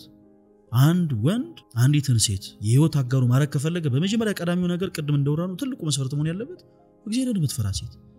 ነገ ከነጎዲያ ቢጣሉ ትዳር አይደል አለመግባባት ይኖራል ጸብ ግጭት ይኖራል መጨቃጨቅ ይኖራል አየሽ ሁለቱም እርሷም ስታገበው እግዚአብሔርን የሚፈራ ወንድ ነው እርሱም ደግሞ ሲያገባት እግዚአብሔርን የምትፈራ ሴት ናት ብሎ ነው ያገባት እግዚአብሔር በዛ ቤት ስለሚፈራ በስመ እግዚአብሔር ይታረቃሉ በስመ እግዚአብሔር እርቅ ይወርዳል እግዚአብሔርን የማይፈራ ሰው ባለበት ግን ትዳር ጸንቶ ይኖራል ማለት ከባድ ነው ለሷ ብዬ ይቀየራል ወይም ደግሞ ለሱ ብዬ ይቀየራል የሚሉት እንዲህ አይነቱም ነገር ስህተት ነው ሲጀመር በቤተክርስቲያናችን ውስጥም እንዲህ አይነቱን ነገር በሁሉም ቦታዎች ላይ አገልጋዮች ሆኑ ሰዎች ኃላፊነት ይወስዱ መልካም ነው ማለት ለምሳሌ አንዲት ሴት ፈለገ አትናቴዎስን ወድጄዋለሁ አፍቅሬዋለሁ በማለት ብቻ እምነቷን መቀየር የለባት ምክንያቱም እምነቷን ከቀየረች በኋላ ብዙ የምታልፋቸው የቤተክርስቲያን ሚስጥራቶች አሉ እና በጣም ጥንቃቄ ይፈልጋል ይሄ ፍቅሩ መዋደዱ እንዳለ ሆኖ ፍላጎቱ ካላት ፈለገ አትናቴዎስ ጎበዝ ከሆነ የቤተክርስቲያንን ትምህርት ሊያስተምራት ይገባል እንጂ በቃ ነይ ማህተብ እንግዛልሽ በጣም ጥድፍ የሚሉ ሰዎች አሉ ማህተብ እንግዛልሽ ምናምን ቶሎ ብሎ ቤተክርስቲያን ይላሉ ማህተብ ይገዛሉ ነጠላ ይገዛላታል አብረው ወክ ያደርጋሉ በቃ እምነቷን ቀይራል እንዲህ የሚባል ነገር የለም በተመሳሳይ እሷም ልክ እንደዛ በቃና ማህተብ ላርግልህ እንደዚህ በል እንደዛ አይደለም እርሷም ብሎ ለመለወጥ መምጣቱ ጥሩ አጋጣሚ ነው ብዙ ጊዜ የብዙ ቅዱሳን የሚወት በነገራችን ላይ ሲወጡና ሲገቡ ይለያያል ለምሳሌ ጴጥሮስ ከቤቱ ሲወጣ አሳ ለማጥመድ ነበር የወጣው ከዛ ክርስቶስ ግን ታሪኩን ቀየረለት ጴጥሮስ ከዚህ በኋላ አሳ ሳይሆን ሰው ተጠምዳለህ ግብጽይት ማርያም ለመሲሰን ነበር ከግብጽ የወጣችው በጣም እኔ ይደንቀኛል እሷ ታሪክ ግብጽይት ማርያም የምትባል የቤተክርስቲያናችን ቅድስት እናት በረከቱ ይደረብን ከግብጽ ወደ ኢየሩሳሌም የሄደችው እንደሌሎች ሰዎች በኢየሩሳሌም ያለውን ገዳመ ቆሮንቶስ የክርስቶስን መቃብር ለመጎብኘት አይደለም እዛ ካሉ ወንዶች ጋር ለመሲሰን ነበር በላይ ተነሳችው ግን ክርስቶስ በፍቅሩ ማረካት በመንፈስ ቅዱስ እርዳታ ደግሞ ወደ ቅድስና ሕይወት ልትመጣ ምክንያት ሆናት እና ያም ሰው አንዲትን ኦርቶዶክስ እህት ብሎ መምጣቱ መልካም ነገር ነው የሚጠላ አይደለም አረ እንደውም ምንድነው ከመጣሽ ማርያም ታምጣሽ አይደል የሚጠላ አይደለም መምጣቱ መልካም ነው ከመጣ በኋላ ግን የቤተክርስቲያንን ትምህርት እንዲማር ያቺ ሴት ኃላፊነት መውሰድ አለባት ግን አሁን አንድ ሰው የሚያምነው የራሱ የሆነ የግል ሃይማኖት አለው ለአንድ ሴት ብሎ የቀየረ ነገ ደግሞ ላለመመለስ ምን ዋስትና ይኖራል እኔ አሁን እያልኩ ያለሁት ያንን ነው ትምህርቱን እንዲማሩ ማድረግ ማለት መሰረትን ማጽናት ማለት ነው ቀደም እንዳልኩት ለምሳሌ ዝም ብሎ ሲመጡ ነጠላ አርጉ ምናምን መስቀል አርጉ ምናምን ብሎ ወደ ሰት መንገድ መጓዙ ትክክል አይደለም ለምሳሌ ቅዱስ የሚባል አንድ ኦርቶዶክሳዊ ሰው አንዲት ፕሮቴስታንት የሆነች ሴት በጣም ወድጄሃለሁ በቃ ላንተ ስለምነኪን ቀይራለሁ ብትል ይሄ ስሜታዊነት ነው አይሽ ስሜታዊነት ይባላል ስሜታዊነት ደግሞ ለክርስትና ጸር ስሜት ይሆና ነው በቃ ላንተ ስለምነኪን ምናምን ያለችው ብረት የሚቀጠቀጠው እንደጋለ ነው አይደል ስለዚህ ልክ በዚሁ ሰዓት ብረት እንደጋለ ስለሆነ እንደሚቀጠቀጥ እንደዛ ሁላ ይቺንም ሴት ቅዱስ የተባለ ኦርቶዶክሳዊ ሰው ቀረብ አድርጎ ከኔ በለጠ እንድትወጃት መፈልጋት ቤተክርስቲያን አለች እና ቀረብ ብለሽ ወቂያት ብሎ የኦርቶዶክስ ሴት ቅዱስ ቤተክርስቲያን ትምህርትን ጠንቅቃ እንድታቅ እንድትረዳ ማድረግ አለበት ከዛ በኋላ የሚያስተምሩ ሰዎች በክርስቶስ ኢየሱስ ማመኗን ካረጋገጡለት በኋላ ያቺን ሴት በትዳር ሕይወት ቢያገባ ማለት ሚስጥራትን ከፈጸመች በኋላ ማለት ነው በንስሐው ተመላልሳ ጥምቀትን አግኝታ በሚስጥር በኩል አልፋ ኦርቶዶክሳዊት እህት ከሆነች በኋላ የራሱ ሊያረጋት ይችላል ከዛ ውጪ ግን እንዲሁ በስሜታዊነት ይሄ እውርን እንደሚመራው ዝም ብሎ አይ በቃ እኔ አንቺን ስለወደድኩ ኦርቶዶክስ ስለሆነ እና በቃ ማተብንካ ነጠላ አርግ ምናምን ብሎ በስሜታዊነት መነዳት አግባብ አይደለም ግን እንዲህ አይነት አጋጣሚዎች ከመጡ ቅድም እንዳልኩት አንዱ በህይወት መስበክ ማለት ይሄ ነው አንዲት ሴት ውበቷን ብለው ብዙ ወንዶች ሲመጡ ሁለንተኗን ከማሳየት ይልቅ እርሷን ብለው የመጡትን ሰዎች በአጠቃላይ ክርስቶስን እንዲያዩ አድርገ መመለስ ትልቅነት ነው እና ይሄ ሁሉም ክርስቲያኖች ግዴታ ነው ዓለማዊ ጋብቻ እንደ መንፈሳዊ ጋብቻ እኩል ሊሆን ይችላል ወይ ልዩነቱ ምንድነው ዓለማዊ ጋብቻ የሚያደርጉ ሰዎች አሉ በመንፈሳዊ ደግሞ የሚጋቡ ሰዎች አሉና በህይወታቸው ላይ የሚያመጣው ልዩነት አለ ወይ በማከላቸው ያለው ልዩነት ምን ይመስላል ያው በመካከላቸው ያለው ልዩነት ትልቁ ልዩነት ያው ግልጽ ነው እንደ ስማቸው ናቸው ዓለማዊ ነው መንፈሳዊ ደግሞ መንፈሳዊ ነው እያንዳንዱ ክርስቲያን መንፈሳዊ በሆነ ስርዓት እንዲያገባ ቤተክርስቲያናችን ታስባለች። በሁሉ ጊዜ በቤተክርስቲያን ስርዓተ ጋብቻቸውን የሚፈጽሙ ሰዎች ጋብቻን ሲፈጽሙ ሁሉ ጊዜ የሚነበብ የመጽሐፍ ቅዱስ ክፍል አለ። የማቴዎስ ወንጌል ምዕራፍ 19 ከቁጥር 3 ጀምሮ እና እዛ ክፍል ላይ አንድ በጣም የሚደንቅ ቃል አለ። ያ ደግሞ ምንድነው? ጌታችን ኢየሱስ ክርስቶስ የተናገረው ነው። እግዚአብሔር አንድ ያደረገው ሰው አይለየው የሚል ነው። እንዲህ አይነቱ ሐሳብ የተቀመጠው በመንፈሳዊ ስርዓት ትዳራቸውን ለሚፈጽሙ ሰዎች ነው። በዓለማዊ ሕይወት ሰዎች መጋባታቸው በራሱ ትክክል አይደለም። ቤተክርስቲያናችን ግን ሰዎችን አታስገድድም። የግድ ሁላችሁም በስርዓተ ቤተክርስቲያን አግቡ ብላ ዱላ አንስታ ጠመንጃ ሰብቃ እያንዳንዱ ሰው ታስገድዳለች ማለት አይደለም። እንዲሁም ግን አይመከርም። ሲጀመር ለኦርቶዶክስ ቅዱስ ቤተክርስቲያን ብቻ ሳይሆን የምንም እምነት ተከታይ ሰው ቢሆን ዓለማዊ ጋብቻ ብዙ መመከር ያለበት አይደለም። ከምን አንፃር ብዙ ጊዜ ስጋይነት ያደለዋል። ስጋይነት ማለት እግዚአብሔር አይከብርበትም። እዛ ቦታ ላይ ጭፈራው በጣም ይደምቃል። ያዝበለው በጣም ኃይሎጋው ጨሰ፣ አቧራው ጨሰ ምናምን በአንድ ሰኮንድ እንኳን ስመ እግዚአብሔር ባልተጠራበት ሁኔታ ብዙ ሰዎች አንድነታቸውን ይፈጽማሉ። እንዲሁ ዝም ብሎ በጫጫታ ማለት ነው። እና በተሻለ መጠን እያንዳንዱ ክርስቲያን መንፈሳዊ በሆነ ስርዓት ጋብቻው ቢፈጽም መልካም ነው። ምክንያቱም በዛ ትዳር ከፊት የሚቀድመው እግዚአብሔር ስለሆነ እግዚአብሔር የቀደመበት ነገር በነገራችን ላይ ቀላል አይደለም።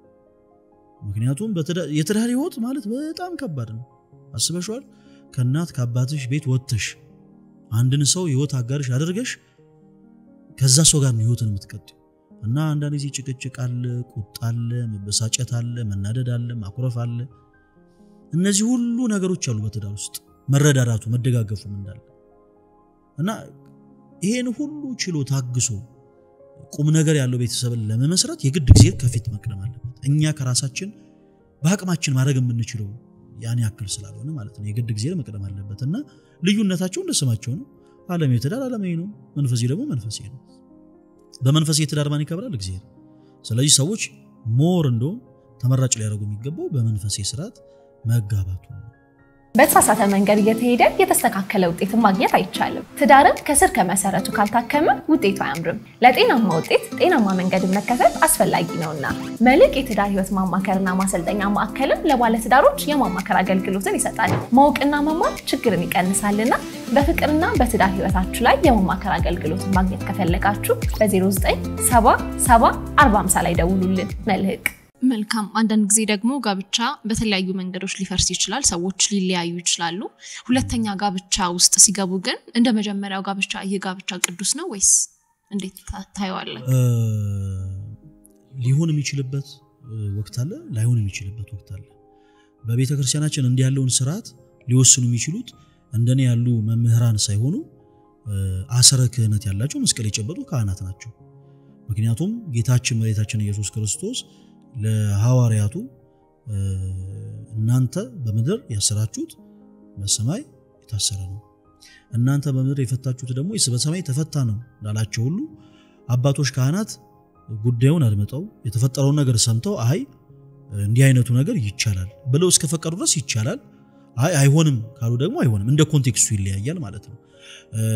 ነገር ግን በአንድ ነገር ሊቻል ይችላል። ለምሳሌ በእርግጠኝነት ልንል የምንችለው ነገር ምንድነው?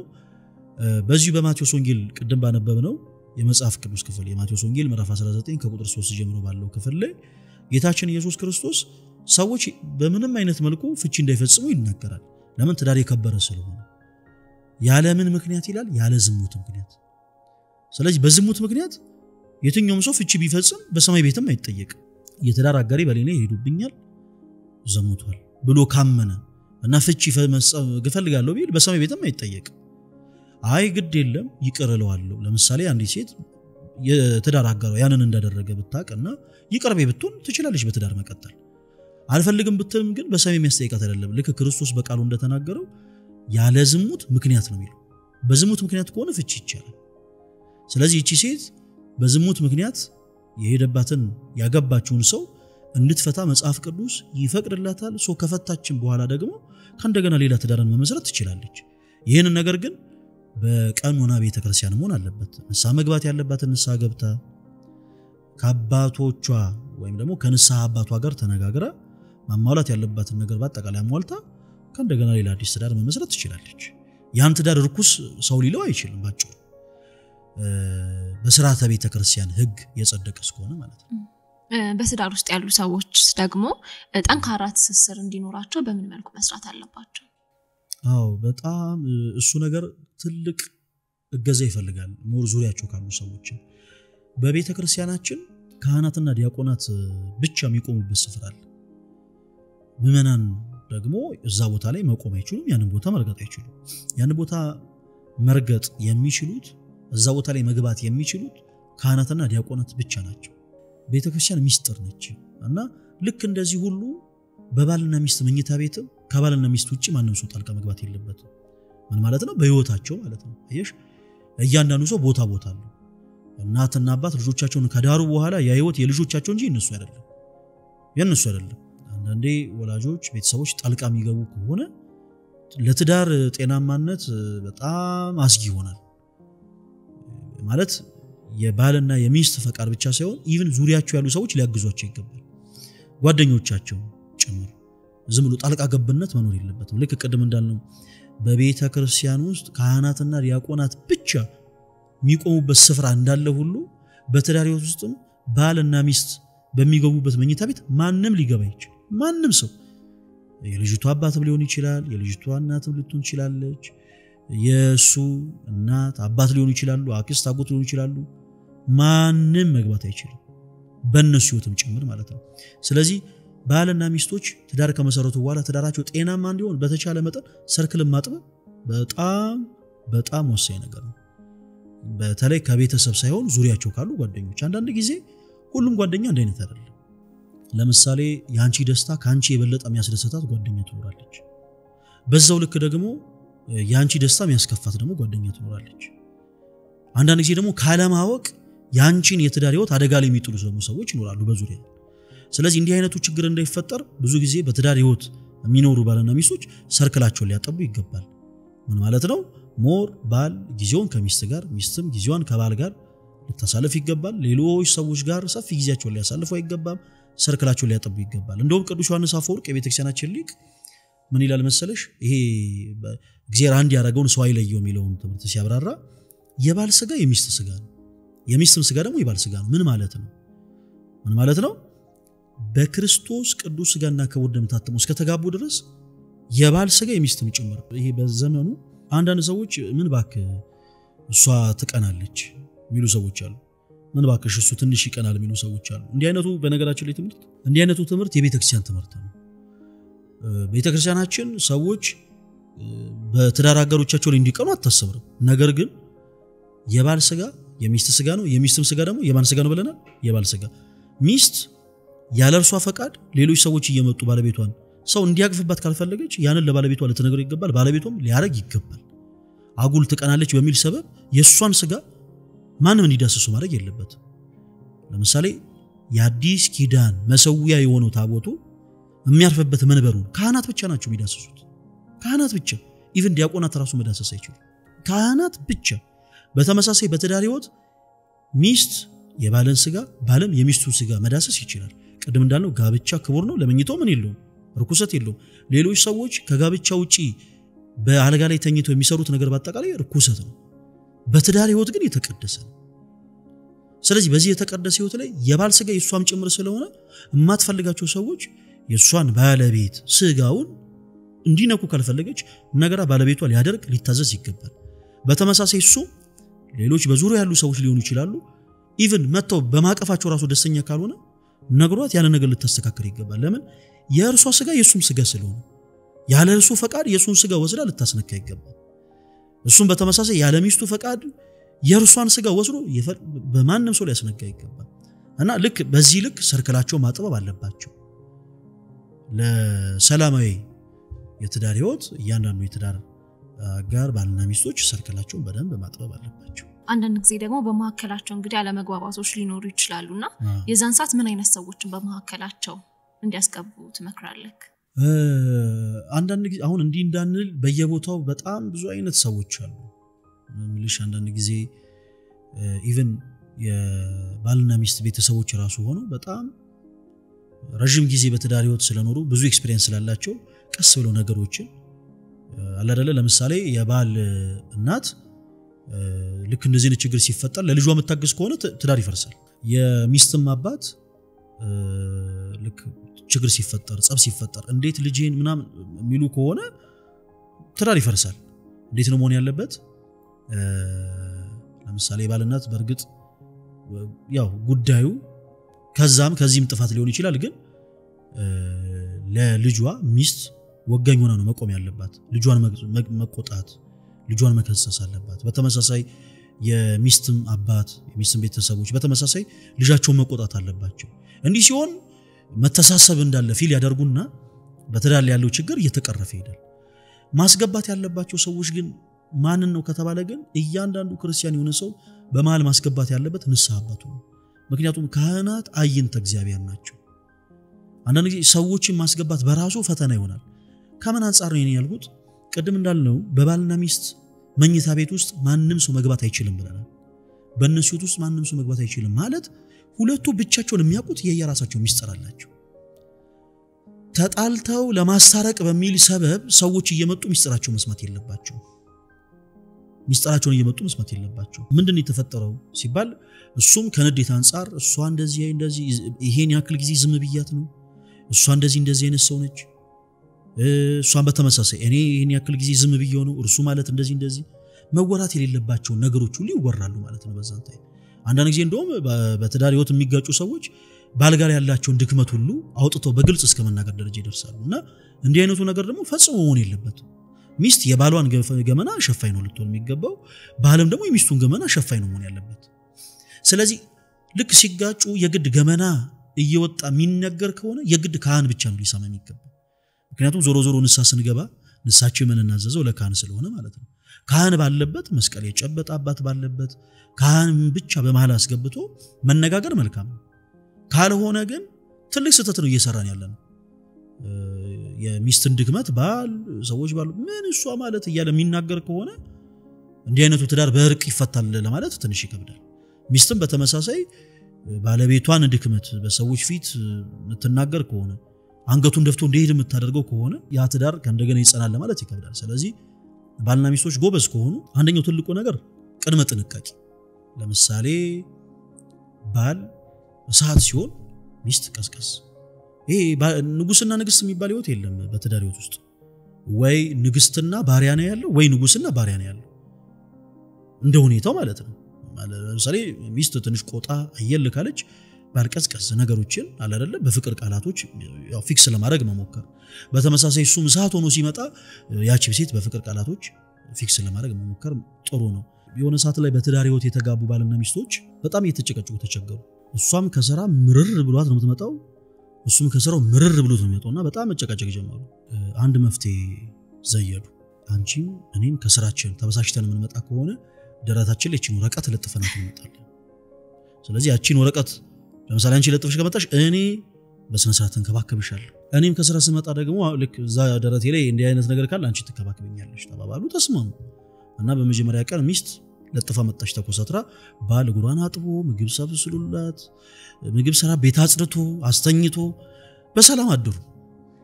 እዛ በበነጋታው ደግሞ ባል በቀፊቱን ዝፍዝፍ አድርጎት ያንን ወረቀት ለጥፎ መጣ ሚስት በተራዋ በደንብ አድርጋ የሚወደው ምግብ ሰርታለት አልጋን ጥፋ አስተኝታ እንደ ህፃን ሽሩሩ ብላ አባበል አስተኛችሁ በቀጣዩ ቀን ሁለቱም ለጥፎ መጡ ማን ያባበል እና አንዳንድ ጊዜ ይሄን ሐሳብ ለምንድን ያነሳውት አንዳንድ ጊዜ ራስን ዝቅ ማድረግ ይፈልጋል ያው ባል ለሚስቱ ራሱን ዝቅ ካላደረገ ለማንም ዝቅ ያደርግ ሚስትም ደግሞ ለባሏ ምንም ችግር የለም ራሷን ዝቅ ካላደረገች ለማንም ዝቅ አታደርግምና ቅድመ ጥንቃቄ ቢኖር መልካም ነው ጸብ ከመፈጠሩ በፊት ከመጣላታቸው በፊት ከመጋጨታቸው በፊት ቀስ ብለው በራቸውን ዝግት አድርገው ማንንም ሰው ሳይሰማ ቢቻል እንደውም እንደሚጣሉ ሁሉ ሰው ማወቅ የለበት በቁም ነገር እኔ በዚህ በአረብ ሀገር ያሉ እህቶች እነሱ የበረሃን በሶች ናቸውና በጣም ብዙ ነገሮችን ሲያወሩ ከሰሙት በጣም ይደነቀኝ ነገር ልንገርሽ የሚሰሩባቸው ቦታዎች ላይ እንግዲህ አረቦች ናቸው እና አረቦች እንግዲህ እነሱ ከነገሩኝ እንጂ እኔ ሄጄ አላየሁኝም እና አረቦች በትዳር ህይወት ባልና ሚስት ሲጣሉ ልጆቻቸው እንኳን ድምጻቸውን እንዳይሰሟቸው በራቸው ዘግተው ነው አደገኛ ጸብ ሊጣሉ ይችላሉ ግን እንኳን ሌላ ሰው የገዛ ልጆቻቸው ራሱ እንዲሰሙ በጣም አይፈልጉም ይጠነቀቃሉ እኛ ሀገር ደግሞ ከልጅም አልፎ ቤተሰብ ምናምን እንደዚህ አይነት ነገሮች ጎረቤት ኢቭን እስከሚያውቅ ድረስ አንዳንድ እንደውም ባል በጣም ምግባር ስለሌለው በጎረቤት ሁሉ ይደበደባል አብረው ጎረቤት ያሉ ሴቶች ሁሉ ወጥተው ሊገላት ነው ብለው አብረው ድብድብ ያደርጉታል ምናምን እና እንዲህ አይነቱ ነገር ትክክል አይደለም ባጭሩ አሁን ያቺም ሴት የቤቷን ገመና በማውጣታ ባሏ በጎረቤት ሁሉ እንዲናቅ ታደርጋለች በተመሳሳይ ባልም የሚስቱን ገመና እንዲናት በማለቱ ሚስቱን ያስንቃል ከዛ በኋላ ቀድሞ የነበረው ፍቅር አይኖርም ሰዎች በልባቸው ቂም ስለሚይዙ ማለት ነው ስለዚህ በመጀመሪያ ቀር በጥንቃቄ ካልሆነ ግን ድንገት ጸብ ከተፈጠረ ባልም ሚስትም ማድረግ ያለባቸው ነገር ምንድነው ራስ ቀጥታ ወስደው ካህን ጋር ሁለቱም ለመሄድ ባይመቻቸው ባል ቀድሞ ሄዶ ንስሐ አባትን አነጋግሮ አስጠርቶ ሚስቱን እንድትመጣ ማስላለ እሱ ደግሞ ባያሳሰበው ሚስት ቀድማ ሄዳ ለንስሐ አባቷ ጉዳይ ነገር አስጠርቶ እሱ እንዲመጣ ማስላለ ከዛ ቁጭ ብሎ ማውራት ያለውን ነገር የተጠጋጩባቸው ነገሮች ብዙ ነገሮች ሊሆኑ ይችላሉ በጥርጣሬ ሊሆን ይችላል በተለያዩ ጉዳዮች ሊሆን ይችላል በቤተሰብ ጉዳይ ሊሆን ይችላል ያለውን ነገር እዛው ካህኑ ጋር ዝርግፍ አድርገውታል ሌላ ሰው ግን ከገባ የትዳር ሚስጥር ይወጣልና እኔ እሱ መልካም ነው ብያለሁ አንዳንድ ጊዜ ደግሞ ምን ይፈጠራል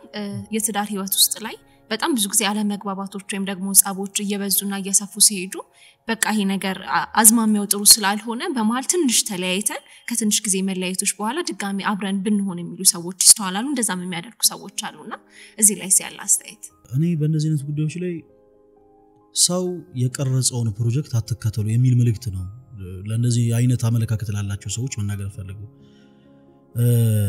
ሰው የቀረጸው ፕሮጀክት መልካም አይደለም ለምሳሌ ከጮኝነት አመራረጥ ጊዜ ጀምሮ አንዚ የሰው የሆኑ በጣም ይበጠብጡ ሰው የቀረጻቸው ፕሮጀክቶች አሉ ምን ማለት ነው ሰው የቀረጸው ፕሮጀክት ማለቴ ምንም መጽሐፍ ቅዱስ ትምህርት የሌለው እንደው ባህላችን እንኳን ያልሆነ ዝም ብሎ ሰው በቃ እንደፈለገ የሚቀርጸው ለምሳሌ አንድ ወንድ አንዲትን ሴት እንደው ወዷት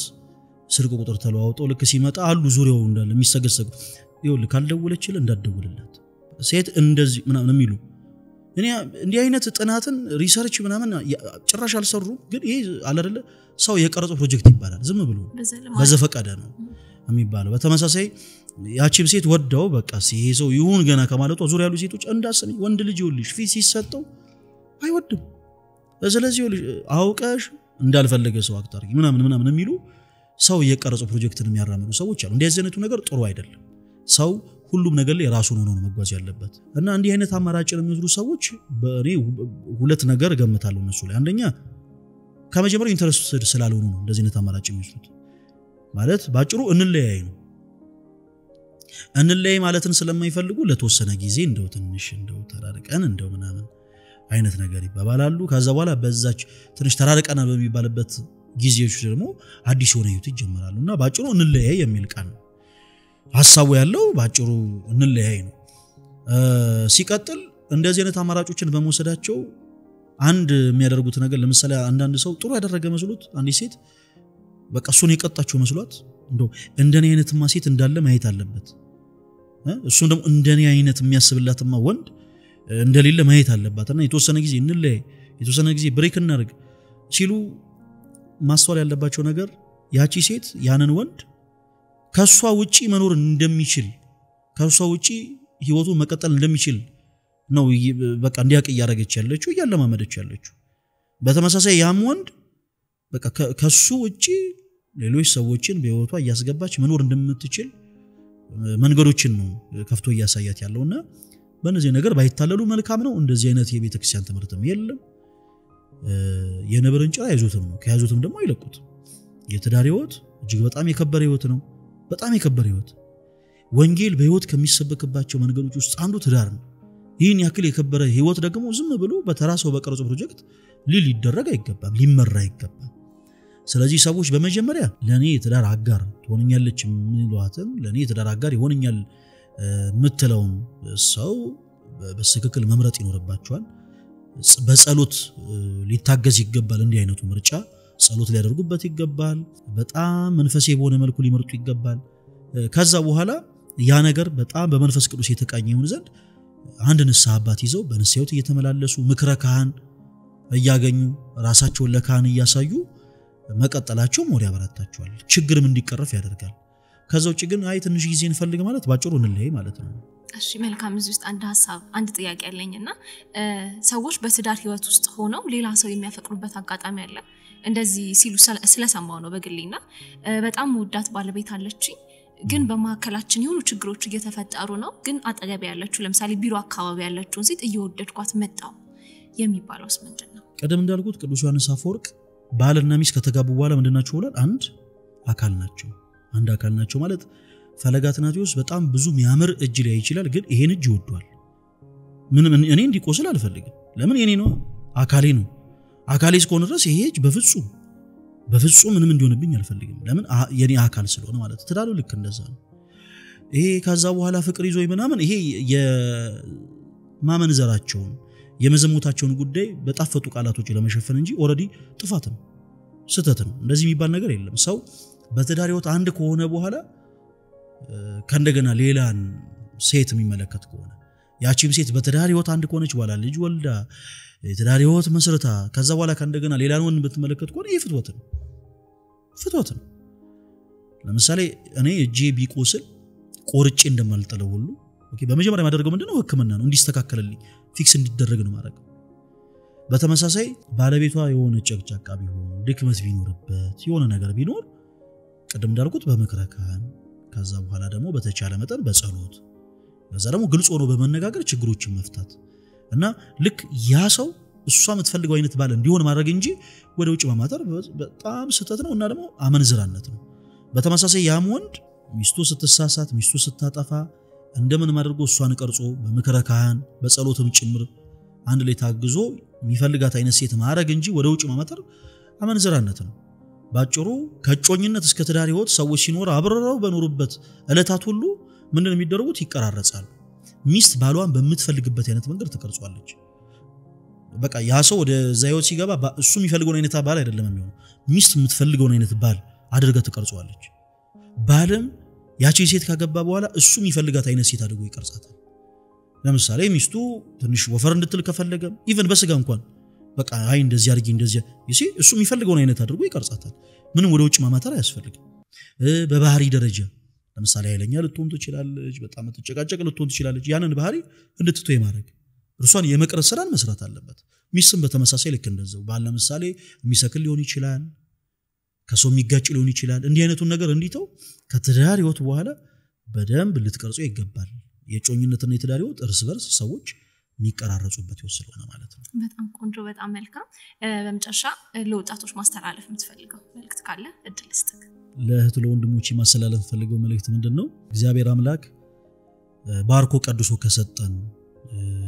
ወንጌልን በህይወት ከምንሰብክባቸው መንገዶች ውስጥ አንዱ ትዳር ነው እና የትዳር ህይወት እጅግ በጣም የተወደደ እጅግ በጣም የተቀደሰ ህይወት ስለሆነ ኦርቶዶክሳዊ የሆኑ እህት ወንድሞቻችን በአጠቃላይ ወጣት የሆኑ ሁሉም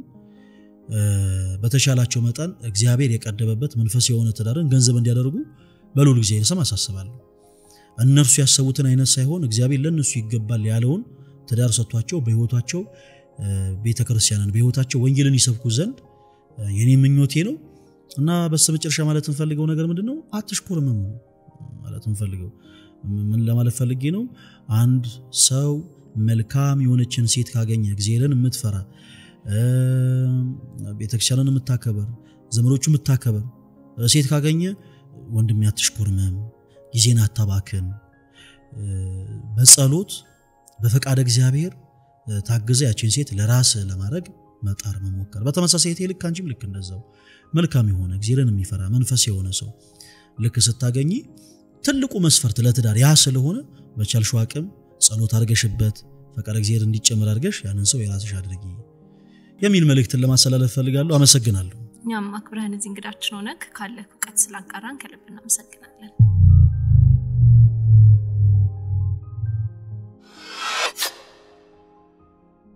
ከዲያቆን ፈለገ አትናቴዎስ ጋር የነበረን ቆይታ የተከታተላችሁትን ይመስል ነበር እጅግ በጣም ብዙ ነገሮችን እንደተማራችሁበትና እንዳገኛችሁበት ተስፋ አደርጋለሁ ይህን ፕሮግራማችንን የምትከታተሉ ተመልካቾቻችንም ሐሳብ አስተያየት እንዲሁም ጥያቄዎቻችሁን ኮሜንት ላይ ማስቀመጥ አትርሱ እንዲሁም ማክሰኞ የሚሰጥ የነጻ ስልጠና አለን በዛ ላይ ተገኝታችሁ እንድትካፈሉን ጋብዛችኋለን ቸር ቆዩን